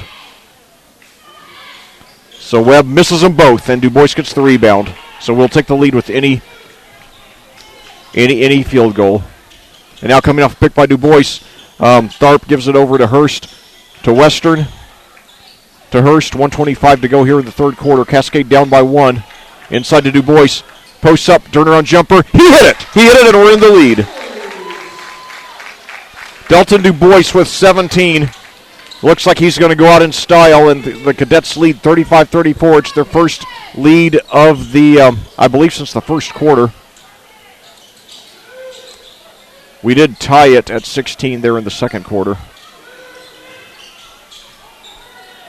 We led for most of the first quarter before Covenant Christian, I believe, scored the last 7 of the first. So now a three-pointer there is good by Moran, who has 8 now. So it's a 37-35 Covenant Christian lead. 38 seconds to go here in the third quarter at Clayton. And now inside to DuBois. Puts it up off the glass. He hit it and he's fouled. So we're tied, and we'll take the lead with the free throw. Dalton DuBois with 19. Game high. In fact, it's almost double the game high. Webb, the leading scorer for Covenant Christian, has 10. So it will be twice. DuBois will have twice that if he hits these. Well, he hits this one.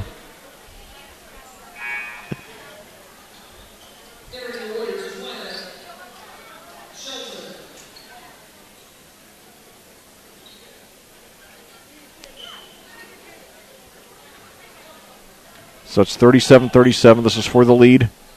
It rolls in and out. So we're tied at 37. 26 seconds to go here in the third quarter.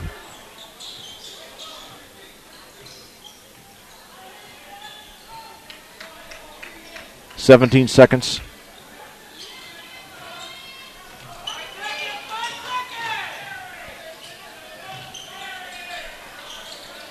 So Grant with the ball, and I don't know if they realize how much time is left. Now there's a foul, though. Western was, I think they're going to get Western for a reach-in on Grant, which would be a foolish foul. Well, actually, not really, because it's not a shooting foul. So now Covenant Christian, only 2.6 seconds to go. But yeah, I've seen that so many times this season where one team seemed to, lose track of how much time was left when, holding for the last shot. And now over to Grant, and mishandles it. He puts it up, and I think they said he was fouled, though.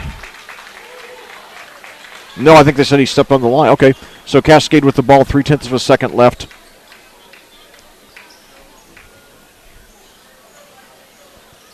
So Alderson pitches to a wide-open Tharp. Three-pointer. Oh! That was pretty close, just a few inches to the left of the rim. But anyway, we head to the final quarter here on this Senior Day game at Cascade, with Cascade and Covenant Christian tied at 37. Barn burner of a finish coming here on audiosportsonline.com after these words from our sponsors. The Cascade High School Athletic Department simply would not be able to operate without the financial support of our business partners. We would like to recognize and thank them for their generosity.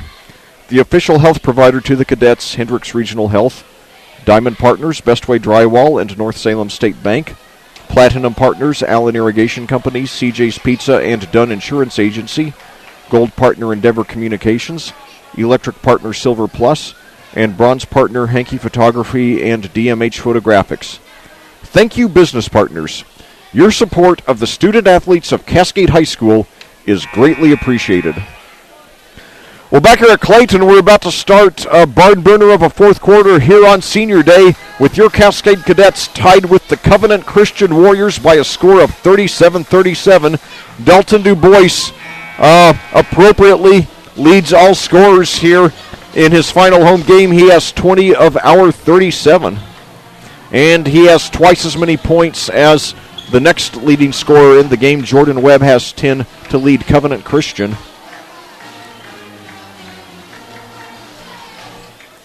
Cascade gets the ball first to start the fourth quarter.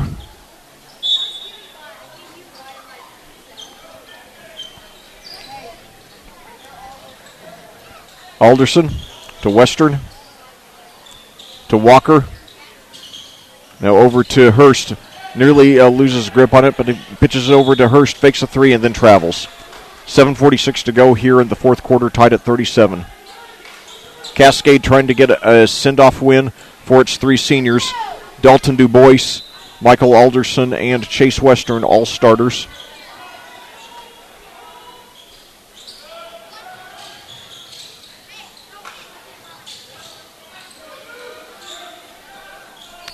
Moran with the ball. 7:31 to go. Gives it over to Grant, fakes a three. Now into a driving Kikaba. Now he pitches over to a driving Tinky, but it's blocked, and Cascade controls it. Tharp, 8 points in the first half, none in the second. He pitches out to Alderson. Now over to Hurst behind the three-point line. Drives to the baseline, pitches over to Walker, fakes a jump shot, and he loses it. It's picked up there by number 24, brought down. Now pitches across court inside to 24, puts it up too hard though. Walker the rebound, so no harm. Cascade with the ball, and now we've got a timeout. Cascade with 6:57 to go. Still tied at 37, no scoring yet here in the fourth quarter. And now one of the Cascade assistants is going out. I think he's looking. I think he's afraid that there's some sort of slick surface or something wet there on the floor. Yeah, and he has a towel now on the floor and is using his foot to wipe the area thoroughly. So apparently he thinks that there's a wet spot out there. So anyway, I was going to say earlier, the only time previously that I commentated Covenant Christian was 2 years ago. It was the only time I commentated their boys' team. I commentated the girls' team here this season. But I commentated Covenant Christian at Plainfield 2 years ago, and it was the first game that they had played after the untimely death of their most famous former player, Andrew Smith, who helped Butler reach the 2010 and 2011 national championship games, and then went on to play pro basketball in Lithuania before sadly being diagnosed with leukemia and dying a short time later. But it was a very emotional game for Covenant Christian, and in fact they all came out dressed in shirts commemorating Andrew Smith, and they went on to get a road win that night against Plainfield, a 4A team, Covenant Christian being a 2A team like we are. So that's a game I'll never forget. And now three-pointer, no good by Tharp, and rebound there by 24. So now Kikaba with the ball, guarded by Alderson. 6:33 to go here in the fourth quarter. No score in the quarter yet. We're tied at 37 for the game. And now nearly lost the ball. Nice steal attempt there by Western. So Grant drives to the basket, and now we've got, no, he traveled, so good break for the Cadets. We got the ball, tied 6:15 to go. Chase Western coming out of the game now. He did not appear to hurt himself, even, with that vicious dive he took going after the steal. You can tell he wants a senior day win.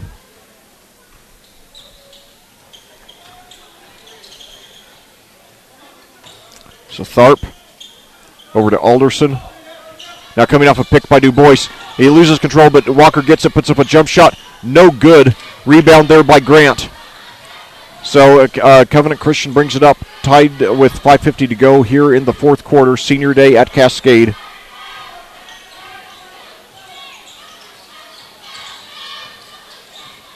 And now a near steal there by Alderson, but Kikaba controls it. 5:37 to go now. He posts up, then pitches over to a driving Moran, no good. Rebound by Walker. Gives it up to Tharp, now over to Alderson. Now over to Hurst. Inside to DuBois. Wow, there's a lot of contact there, but no foul.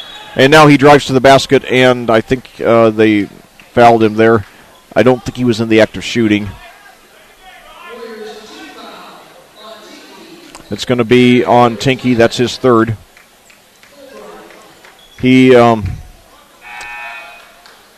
So Grant sits down, Fulbright comes in now, and now Webb coming in, and Kikaba sitting down.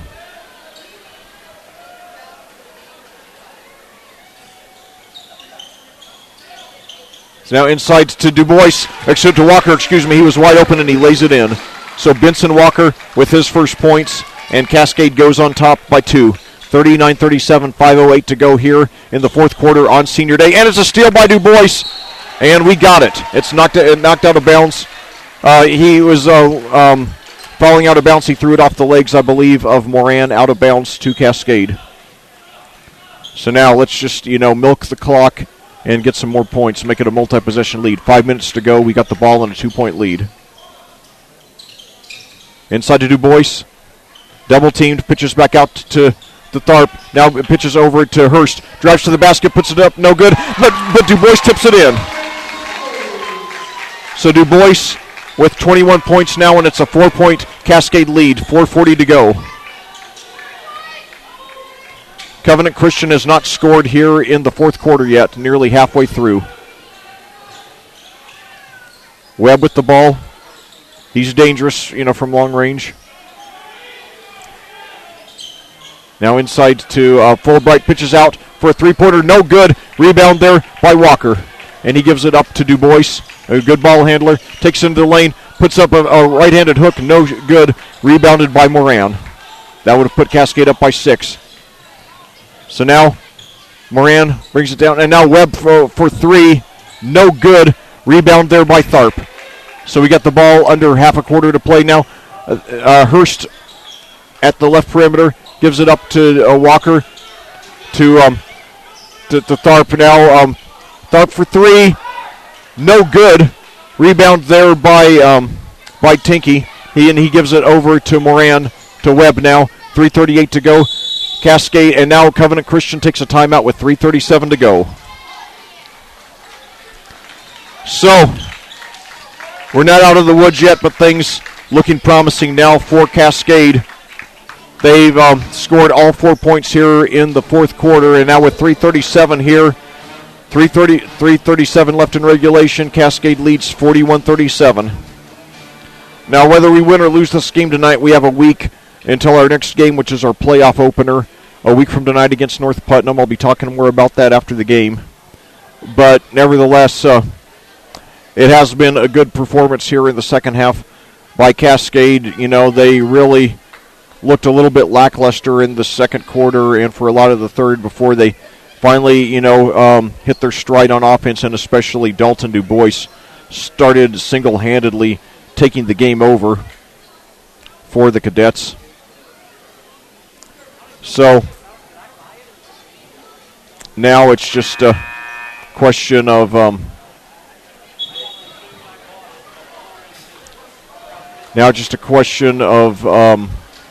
whether we, hang on to win or not. Covenant Christian, I think, has looked a little bit shaken.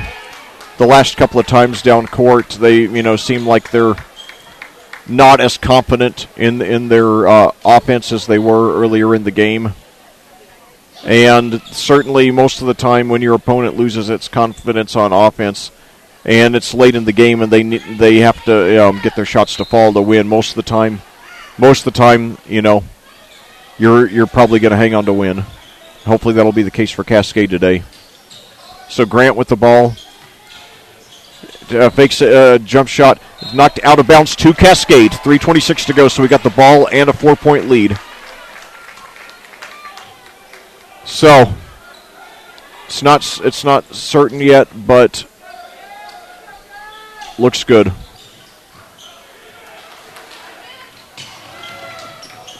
So now DuBois, a no-look pass over to Western. Jump shot, no good. Rebound there by Moran. So Covenant Christian still with the shot, but they have not scored here in the quarter yet. Cascade's only scored 4 points, but but they lead by 4.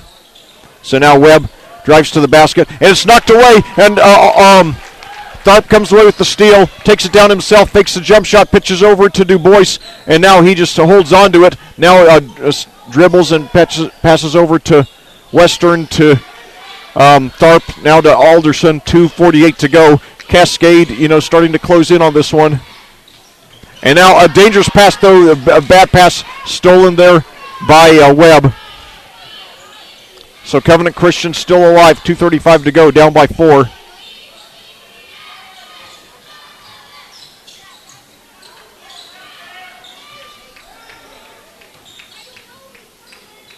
So now Moran lays it up and in, a short hook shot, sort of like a halfway hook. And he has a sort of like a halfway between a floater and a hook. I couldn't really tell what it was, but anyway, now a three-pointer from Phillips, no good, and it's controlled there by Moran. So all of a sudden, Covenant Christian with the ball, 2 minutes to go, trailing by 2. So Moran, and now a bad pass goes out of bounds to Cascade. Miscommunication between him and Grant. So Cascade with the ball. There's a timeout here. 1:55 to go. The Cadets on top by 2. Full timeout by Cascade. I like this timeout right here. You know, I think Coach Coach DuBois is probably just going to tell the kids, look, this game is yours. You know, we've got the lead. We've got the ball. We got control. Let's just work the ball around. Don't shoot unless it's something very high percentage, you know. There's no shot clock. Make them foul you. And then, you know, if you do that, and then if you hit your free throws, this one's yours. Probably. So, and, you know, truth be told, I mean, I know there's always a chance of, you know, the other team seeing our game plan. That, you know, since we're going to play them probably in the playoffs in 10 days, there's always a chance the Covenant Christian's going to learn something about us tonight that they can use against us. But, truth be told, you know, I want us to, you know, it's not our responsibility to think about, I mean, you know, it's not our responsibility to think about that game until, you know, until we beat North Putnam a week from tonight, you know, which hopefully we will. You know, right now our responsibility is to, you know, our seniors and to our fans and to get you know, a nice send-off win for our seniors, and I want us to do that. And, you know, will it give us a psychological edge if we win tonight and then play Covenant Christian in the playoffs? I don't know, but I'm sure it won't hurt. So Chase Western now lays it in, so we're up by 4. Western with 7 here in his final home game. So now Grant tries to lay it in, and he's fouled with 1:38 to go. Now keep in mind, unlike the Cascade girls, the Cascade boys don't play their sectional at home. So whereas, you know, after the girls lost on their senior day to Avon, we still got a chance to come back and play some more home games in the sectional, and won 2 of them before losing the third, the championship game to South Putnam. The boys, win or lose, this is their last home game, you know, ever for DuBois, Alderson, and Western there as Grant misses the first one. So that's why it's even more important that we win this one today and give a nice send-off to those 3. And, you know, of course, hopefully all these fans will travel out a week from tonight to South Putnam, travel to South Putnam to play North Putnam. There as Grant hits the second one. So Grant with 9, and it's a 3-point Cascade lead. We got the ball, so just make them foul you. So DuBois now. Oh, it's nearly stolen, but Alderson maintains control. Nice awareness by the senior. Inside to DuBois, drives to the basket, puts it up. He draws the foul. So Dalton DuBois will go to the line. If he hits even one of these, it will be a one-possession game.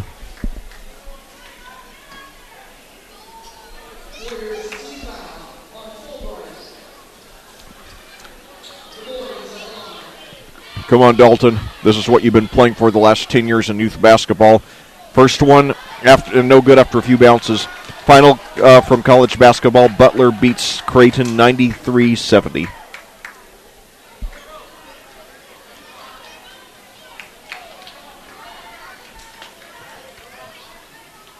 Second one by DuBois. Oh, no, he missed it after it hung on the rim for about 2 seconds. So now Covenant Christian can tie with a 3.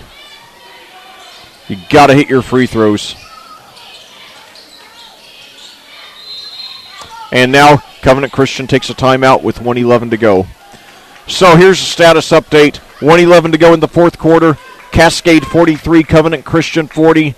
Covenant Christian has the ball and just took a timeout. Well, I won't quite say this is a playoff-type atmosphere, but certainly it's a very emotional atmosphere for this great senior class. So,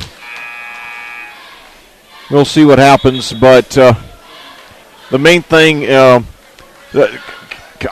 not sure Covenant Christian has hit a three here in the second half. They hit several in the first half, but then they've really gone cold from the field here in the second half, which has helped Cascade get back in it. Cascade hasn't shot really well, but they've done what they've needed to do. And, of course, DuBois with nearly half of our points, 21 of 43. So now Grant passes into Riley, 1:07 to go.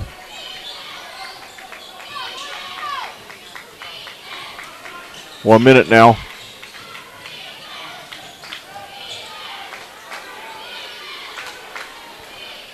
Covenant Christian still methodical, 51 seconds to go now. Jordan Webb with the ball. Now he pitches out for a game-tying three-pointer. No good. And Alderson's got the rebound, so 42 seconds left. So if Covenant Christian doesn't get a steal, they got a foul. So now Phillips with the ball, and he's fouled there by Grant with 37.3 seconds to go. Now we got to hit our free throws. And that's only the sixth, by the way, against Covenant Christian, so it's a non-shooting foul. So now they're going to have to foul at least once more, assuming that they don't get a steal.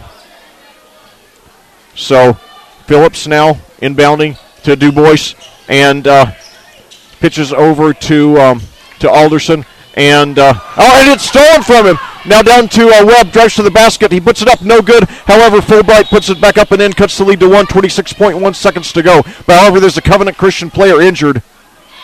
Let's see who it is.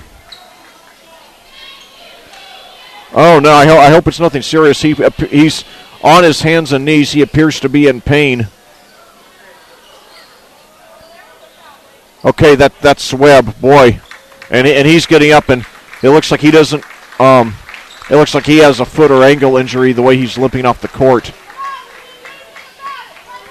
So, yeah, one player from each team limping off the court tonight. Ross Stevenson early in the game for Cascade. But, yeah, it looks like one of the, somebody on the Covenant Christian side is taking off the shoe to take a look at that foot or ankle. Hopefully it is nothing serious. But without Webb, certainly that plays into our favor. But, I take no consolation in that. I never want to win a game because of somebody else getting hurt. So 26.1 seconds to go in the fourth quarter. Cascade with the ball in a 1-point lead.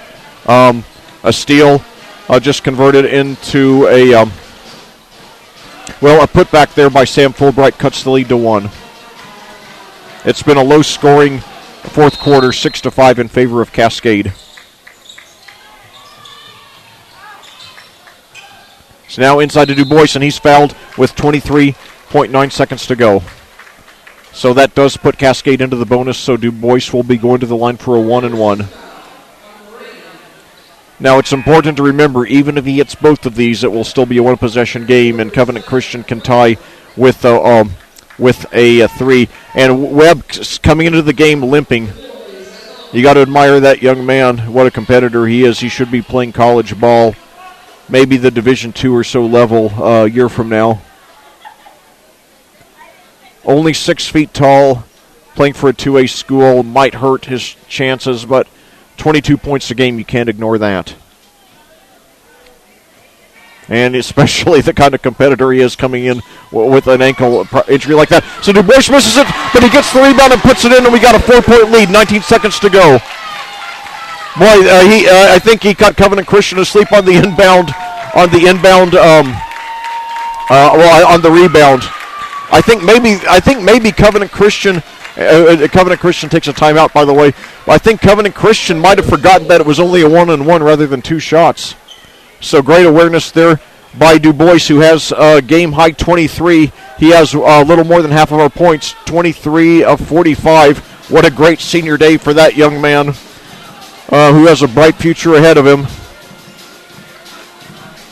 15.8 seconds to go, but it's still a one-possession lead, so Covenant Christian can still tie with the 3. So this one is not over yet. Boy, what a game it's been.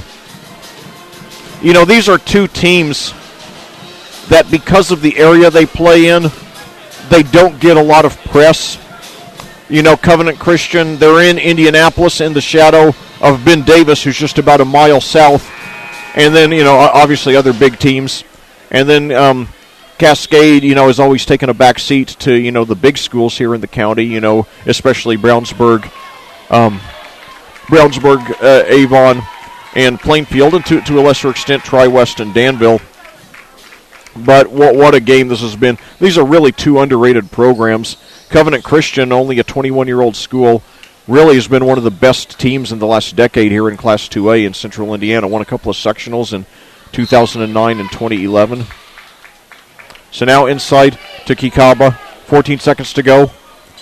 Covenant, and now we've got, I think Alderson committed a foul. And Cascade, by the way, that's only their fourth. And that's Alderson's first. So now Cascade can really, break the momentum by doing non-shooting fouls. And now a three-pointer by Webb, though. No good. Rebound by Fulbright. Just let him have it. And they foul him. They should have just let him put it in from 2 points, 2-point range. Only 2.9 seconds to go. Fulbright will go to the free throw line, but even if he hits them both, it's still a 1 point deficit for the Warriors. But I was thinking, just stand out of the way, let him take the two. Foul on DuBois, only his second, team fifth. Fulbright hits the first one. He has 8 now. Walker coming in now for Tharp, probably to get the rebound. And now we've got timeout Covenant Christian. Now what I assume is going to happen here is that Fulbright is going to intentionally miss the free throw, and they're going to go hard after the rebound and try to lay it in and tie it and send it into overtime. So obviously, it's good that we've got both DuBois at 6'5" and Walker at 6'6" there in the game, ready to get it at a moment's notice.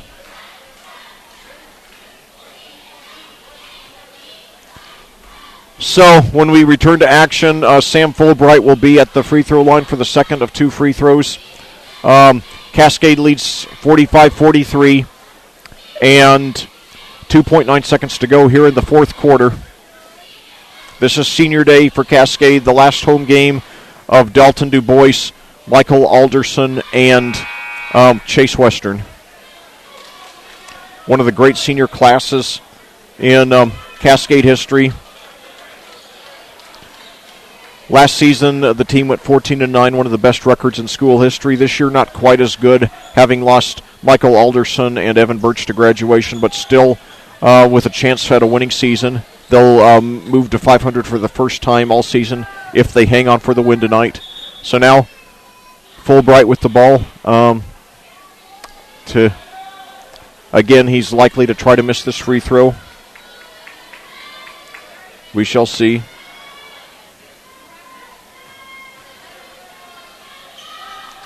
No good. Rebound, and it's tipped out of bounds to Covenant Christian with 2.6 seconds to go. Now this is serious because now we got to make sure that they, and I assume Covenant Christian will take a timeout here to try to set up a play. But remember, if they that's time to set up a 3-point field goal that would win the game. And now Cascade takes a timeout. We got to be ready for this one now. So it ain't over yet. Maybe I shouldn't say ain't on a school broadcast. Maybe it's setting a bad example for these impressionable young skulls of mush. But anyway, nevertheless, we got a thriller of a finish coming up. Man, if this were a playoff game, I can only imagine the sheer intensity right now. Still, I want to get a send-off win for the 3 seniors here.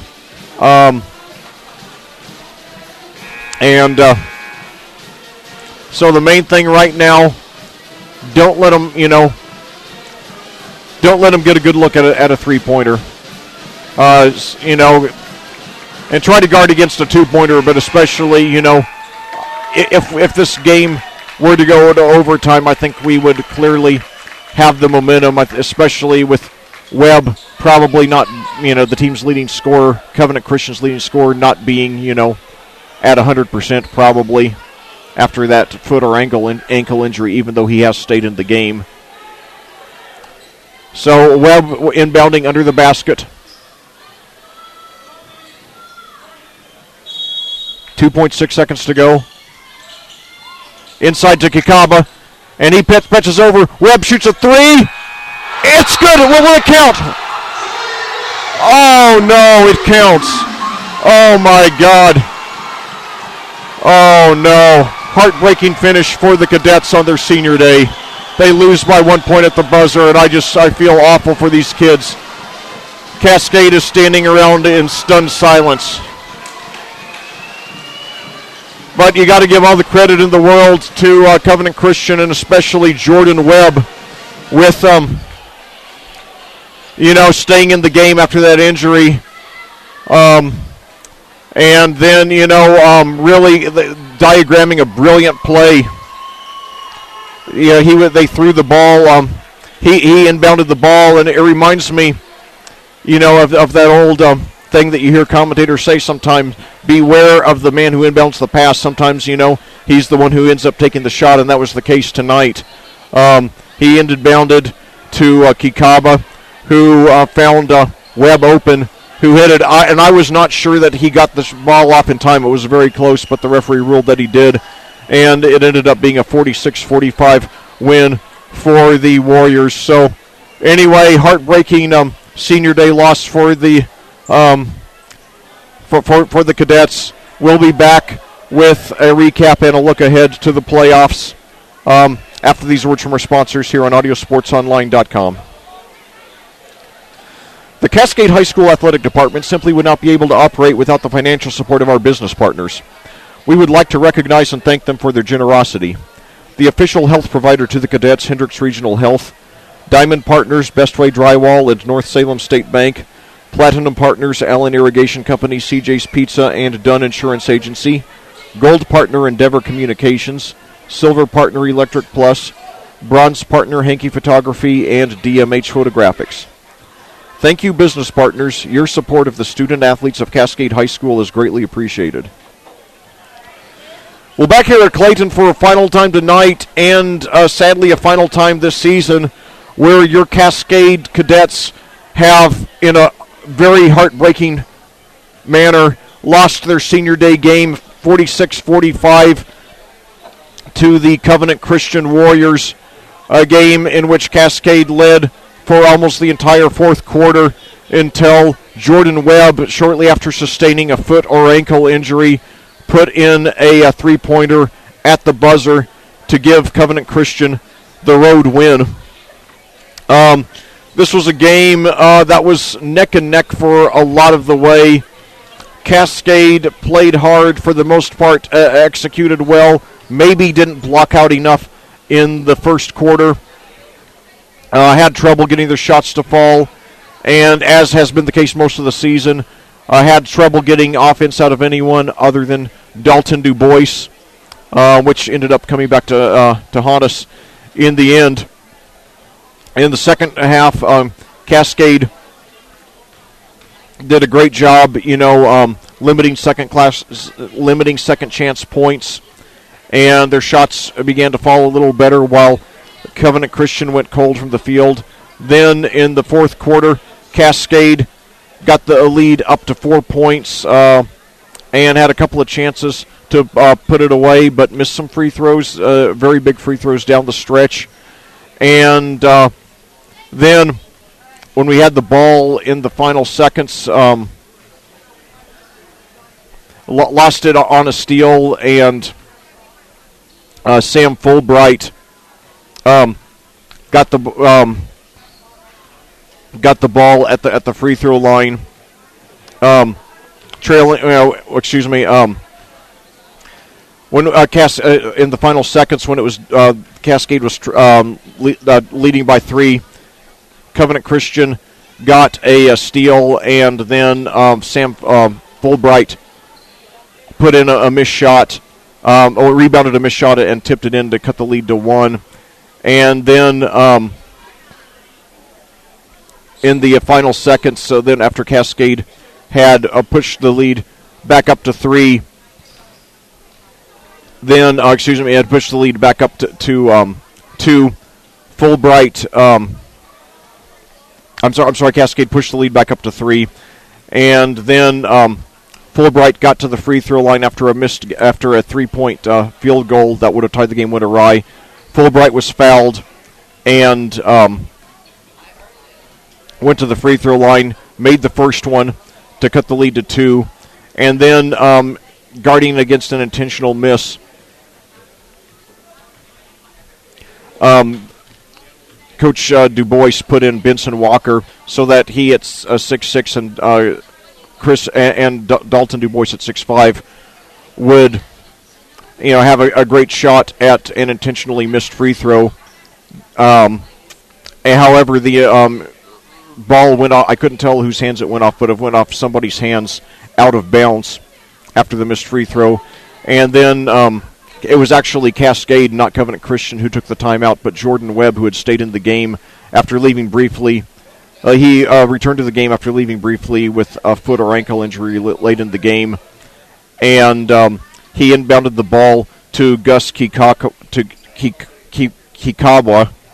And then, however, Webb ran out behind the three-point line, took the pass from Kikawa, and put it in at the buzzer. I could not tell if he made it in time or not, but the referee ruled that he did, bringing us to our final score of 46-45 as the Warriors went crazy and the Cadets were stunned silent.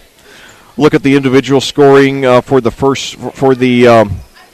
your Cascade Cadets. Dalton DuBois having, for the most part, an outstanding last home game.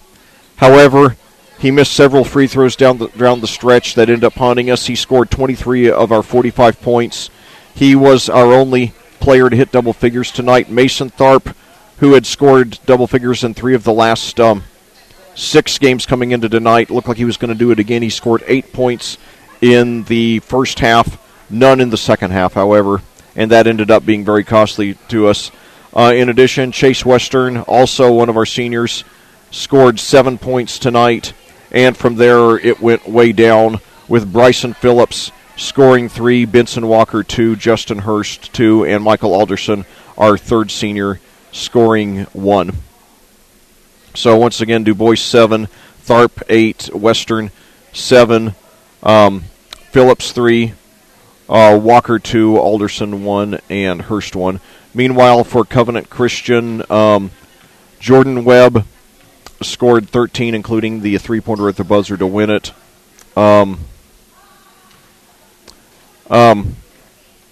In addition, Brennan Moran scored 10. Josiah Grant scored 9. Sam Fulbright scored 8. Gus Kikawa scored 4. And Spencer Tinky scored 2. And, it's ironic. Now I'm going to make the reverse of a point that I was going to make, when I counted my chickens before they hatched and assumed that Cascade was going to win tonight. You look at the final scoring for Cascade, their top scorers had 13, 10, 9, and 8. And usually when there's the winning team has their leading few scores with point total similar to that, I point out that when you have that kind of balance, you're going to win over 90% of the time, because it means that the other team wasn't able to shut down enough of your guys enough to win the game. They couldn't afford with clamping down, doubling, and tripling down on 1 or 2 players and containing them to control the game. And I was about to say that this was one of the rare exceptions where the team that had the very balanced scoring ended up losing, but unfortunately it wasn't to be, with Covenant Christian getting the 1-point win with the three-pointer at the buzzer. So tonight was almost an exception to the rule, but it wasn't. Again, the leading scorers for Covenant Christian, the 4 leading scorers, 13, 10, 9, and 8, whereas for Cascade, Dalton DuBois got 23 of our 45. We didn't get another player in double figures, and that's the story of the game right there. We just didn't get enough production from the rest of the guys, and that's the epitaph for the regular season, which we finish at 10-12. There have been some nice spots especially for Tharp down the stretch, and to a lesser extent for Walker. And, and then Phillips and Hurst have occasionally, done some good things, but this has still been the Dalton DuBois show from start to finish. And, Dalton can't do it alone, and unfortunately, he was not perfect tonight either. He missed at least, I think, 4 free throws, and had he hit any one of them, we would have at the very least gone to overtime, if not won. Well, I don't fault Dalton. I mean, he had a whale of a game. He's, probably one of the best 5 players in school history, but it's just a reminder that you just got to hit your free throws. And that they're just way too valuable. It reminds me of that old, I don't remember which coach it was, an old, I think it was, I don't know, I think he was a college basketball coach. He said the 2 things that don't last are dogs that chase cars and teams that don't hit their free throws. But anyway, this concludes the regular season. This concludes the home portion of our season, but it does not conclude our season because we will be back in action in the playoffs a week from tonight. And anyway, let's take a look. We looked a little bit about that. We looked a little bit at the playoff schedule at halftime, but now let's look at it a little more in depth. A week from tonight at 6 p.m., early start time, Cascade will play against North Putnam. Again, during the regular season, we beat the Cougars first. Back right here at Clayton on December 22nd, 53-49, and then later in the regular season in the WIC crossover game, we beat them at their place on January 26th by 57-44. And let's look at who they have. They are led by 6-foot senior Elliot Gross, or 6'3" senior Elliot Gross, who averages 16 points and 6.7 rebounds, as well as 1.8 steals a game, leading the team in all of the categories. They have 2 more double-figure scorers as well, 6'6" junior Andrew Pickle, who averages 11.9 points and 4.8 rebounds a game. More of an outside player despite his size. And then, in addition, 5'11" senior Caleb Duncan averages 10.6 points per game. And then they nearly have a 4th double-figure score with 5'10" senior Trayton Smith with 9.1 points a game, and their starting lineup is rounded out by 5'9" junior James Duncan with 5 points a game. So, and by the way, the Cougars have a record of 7-15, so it's a very winnable game. Obviously, we were beaten tonight by a 6-14 team, so you don't want to count your chickens before they hatch, and I don't think we will after the loss tonight, especially the heartbreaking way we lost it. But nevertheless,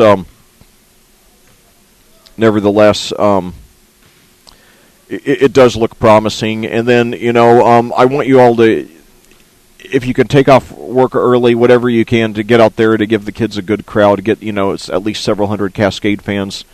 I think the gym there at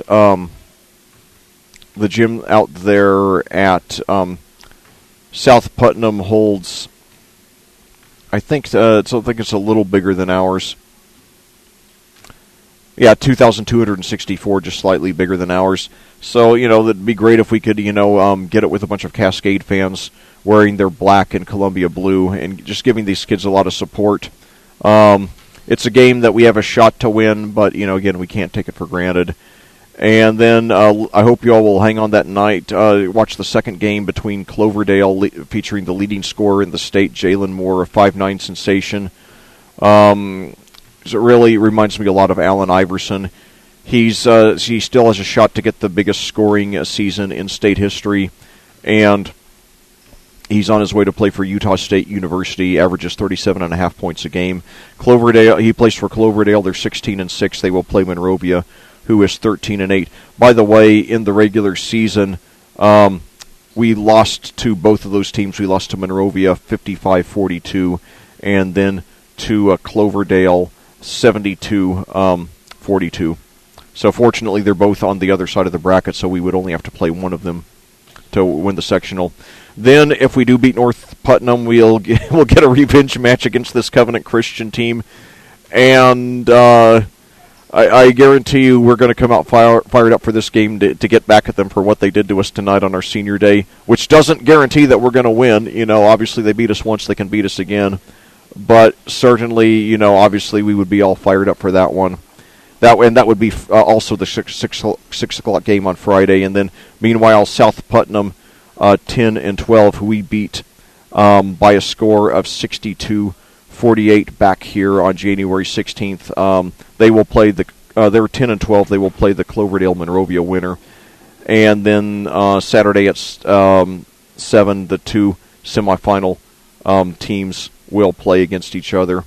Actually, the two semifinal winners will play against each other for the sectional championship.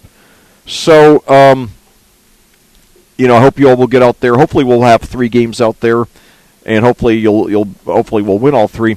But South Putnam is pretty close to here, and it's a very easy drive. It's only 15 miles west of here. You stay on US 40 the whole time. Just get on US 40, go 15 miles west. It's right there at the corner of US 40 and US 231, South Putnam High School, that is. And so it's not hard to get there at all. Bring your whole family, bring your friends, bring strangers, bring people off the streets. Just bring all the Cadets fans you can find to take advantage of the ear-piercing acoustics there at South Putnam. Make a lot of noise and cheer our kids on. First, a week from tonight at the special start time of 6 o'clock, we will be bringing you all the tournament games on audiosportsonline.com. As long as they last, they will be audio-only broadcasts in accordance with IHSAA rules. The IHSAA controls all video rights to the tournament games. But, we will enjoy bringing you those audio broadcasts, and hopefully hopefully there will be the maximum 7 games, which is how many there would be if we went all the way to the state championship game. Not likely, but you never know. You just have to take it one game at a time and just forget about looking ahead, because we know that's been the death blow of many teams over the years. Because after all, if you don't win your next game, there's not going to be the game after that to even have a chance to lose. So you just got to from Cascade. Tomorrow in practice, they got to figure out why they lost this game tonight, what they did wrong that cost them the game, and then start thinking about North Putnam. Then, if they beat North Putnam, they got to spend the next 3 days just thinking about Covenant Christian. And then, whether we play South Putnam, Cloverdale, or Monrovia for the championship, just go all out and play play your hearts out. And if you win, that makes it sweeter. But the main thing, the kids are going to live with regrets, because they should have won this game tonight. So for the tournament, the main thing, make sure you play your best so that whether you win or lose, you'll have no regrets. That even if you lose, your conscience will be clear knowing you did the absolute best you could, and that you will be at peace with it. That means even more than winning or losing. It's like I said earlier in the broadcast, John Wooden, despite 10 national championships, never talked to his kids about winning. He wanted to win, but he wanted the winning to be the result of doing the right thing. But that being said, if we do get a chance to play in the sectional championship, most likely against Cloverdale, the main thing is to go out and have the time of your life. And if you get the sectional championship, that's icing on the cake. But the main thing is just do your best, give an effort that you'll always be proud of, and so that your conscience will be clear no matter what. And that's how I hope that the senior class of Dalton DuBois, Michael Alderson, and Chase Western goes out. I'm heartbroken that they lost their final home game, especially the way they did. But they can slay that demon by having a great tournament run. So once again, your final score here tonight, heartbreak on Senior Day, Covenant Christian beats Cascade 66, Covenant Christian beats Cascade 46-45 on a 3-point shot at the buzzer by Jordan Webb. Cascade finishes the regular season at 10-12, while Covenant Christian improves to 7-14. Well, this concludes our broadcast. As always, thank you so much for listening, and I cordially invite you to do so again a week from tonight at the special start time of 5:45 p.m. as your Cascade Cadets open sectional play against the North Putnam Cougars. Until then, for AudioSportsOnline.com, this is Lec Zorn reminding you, there is a difference only you can make.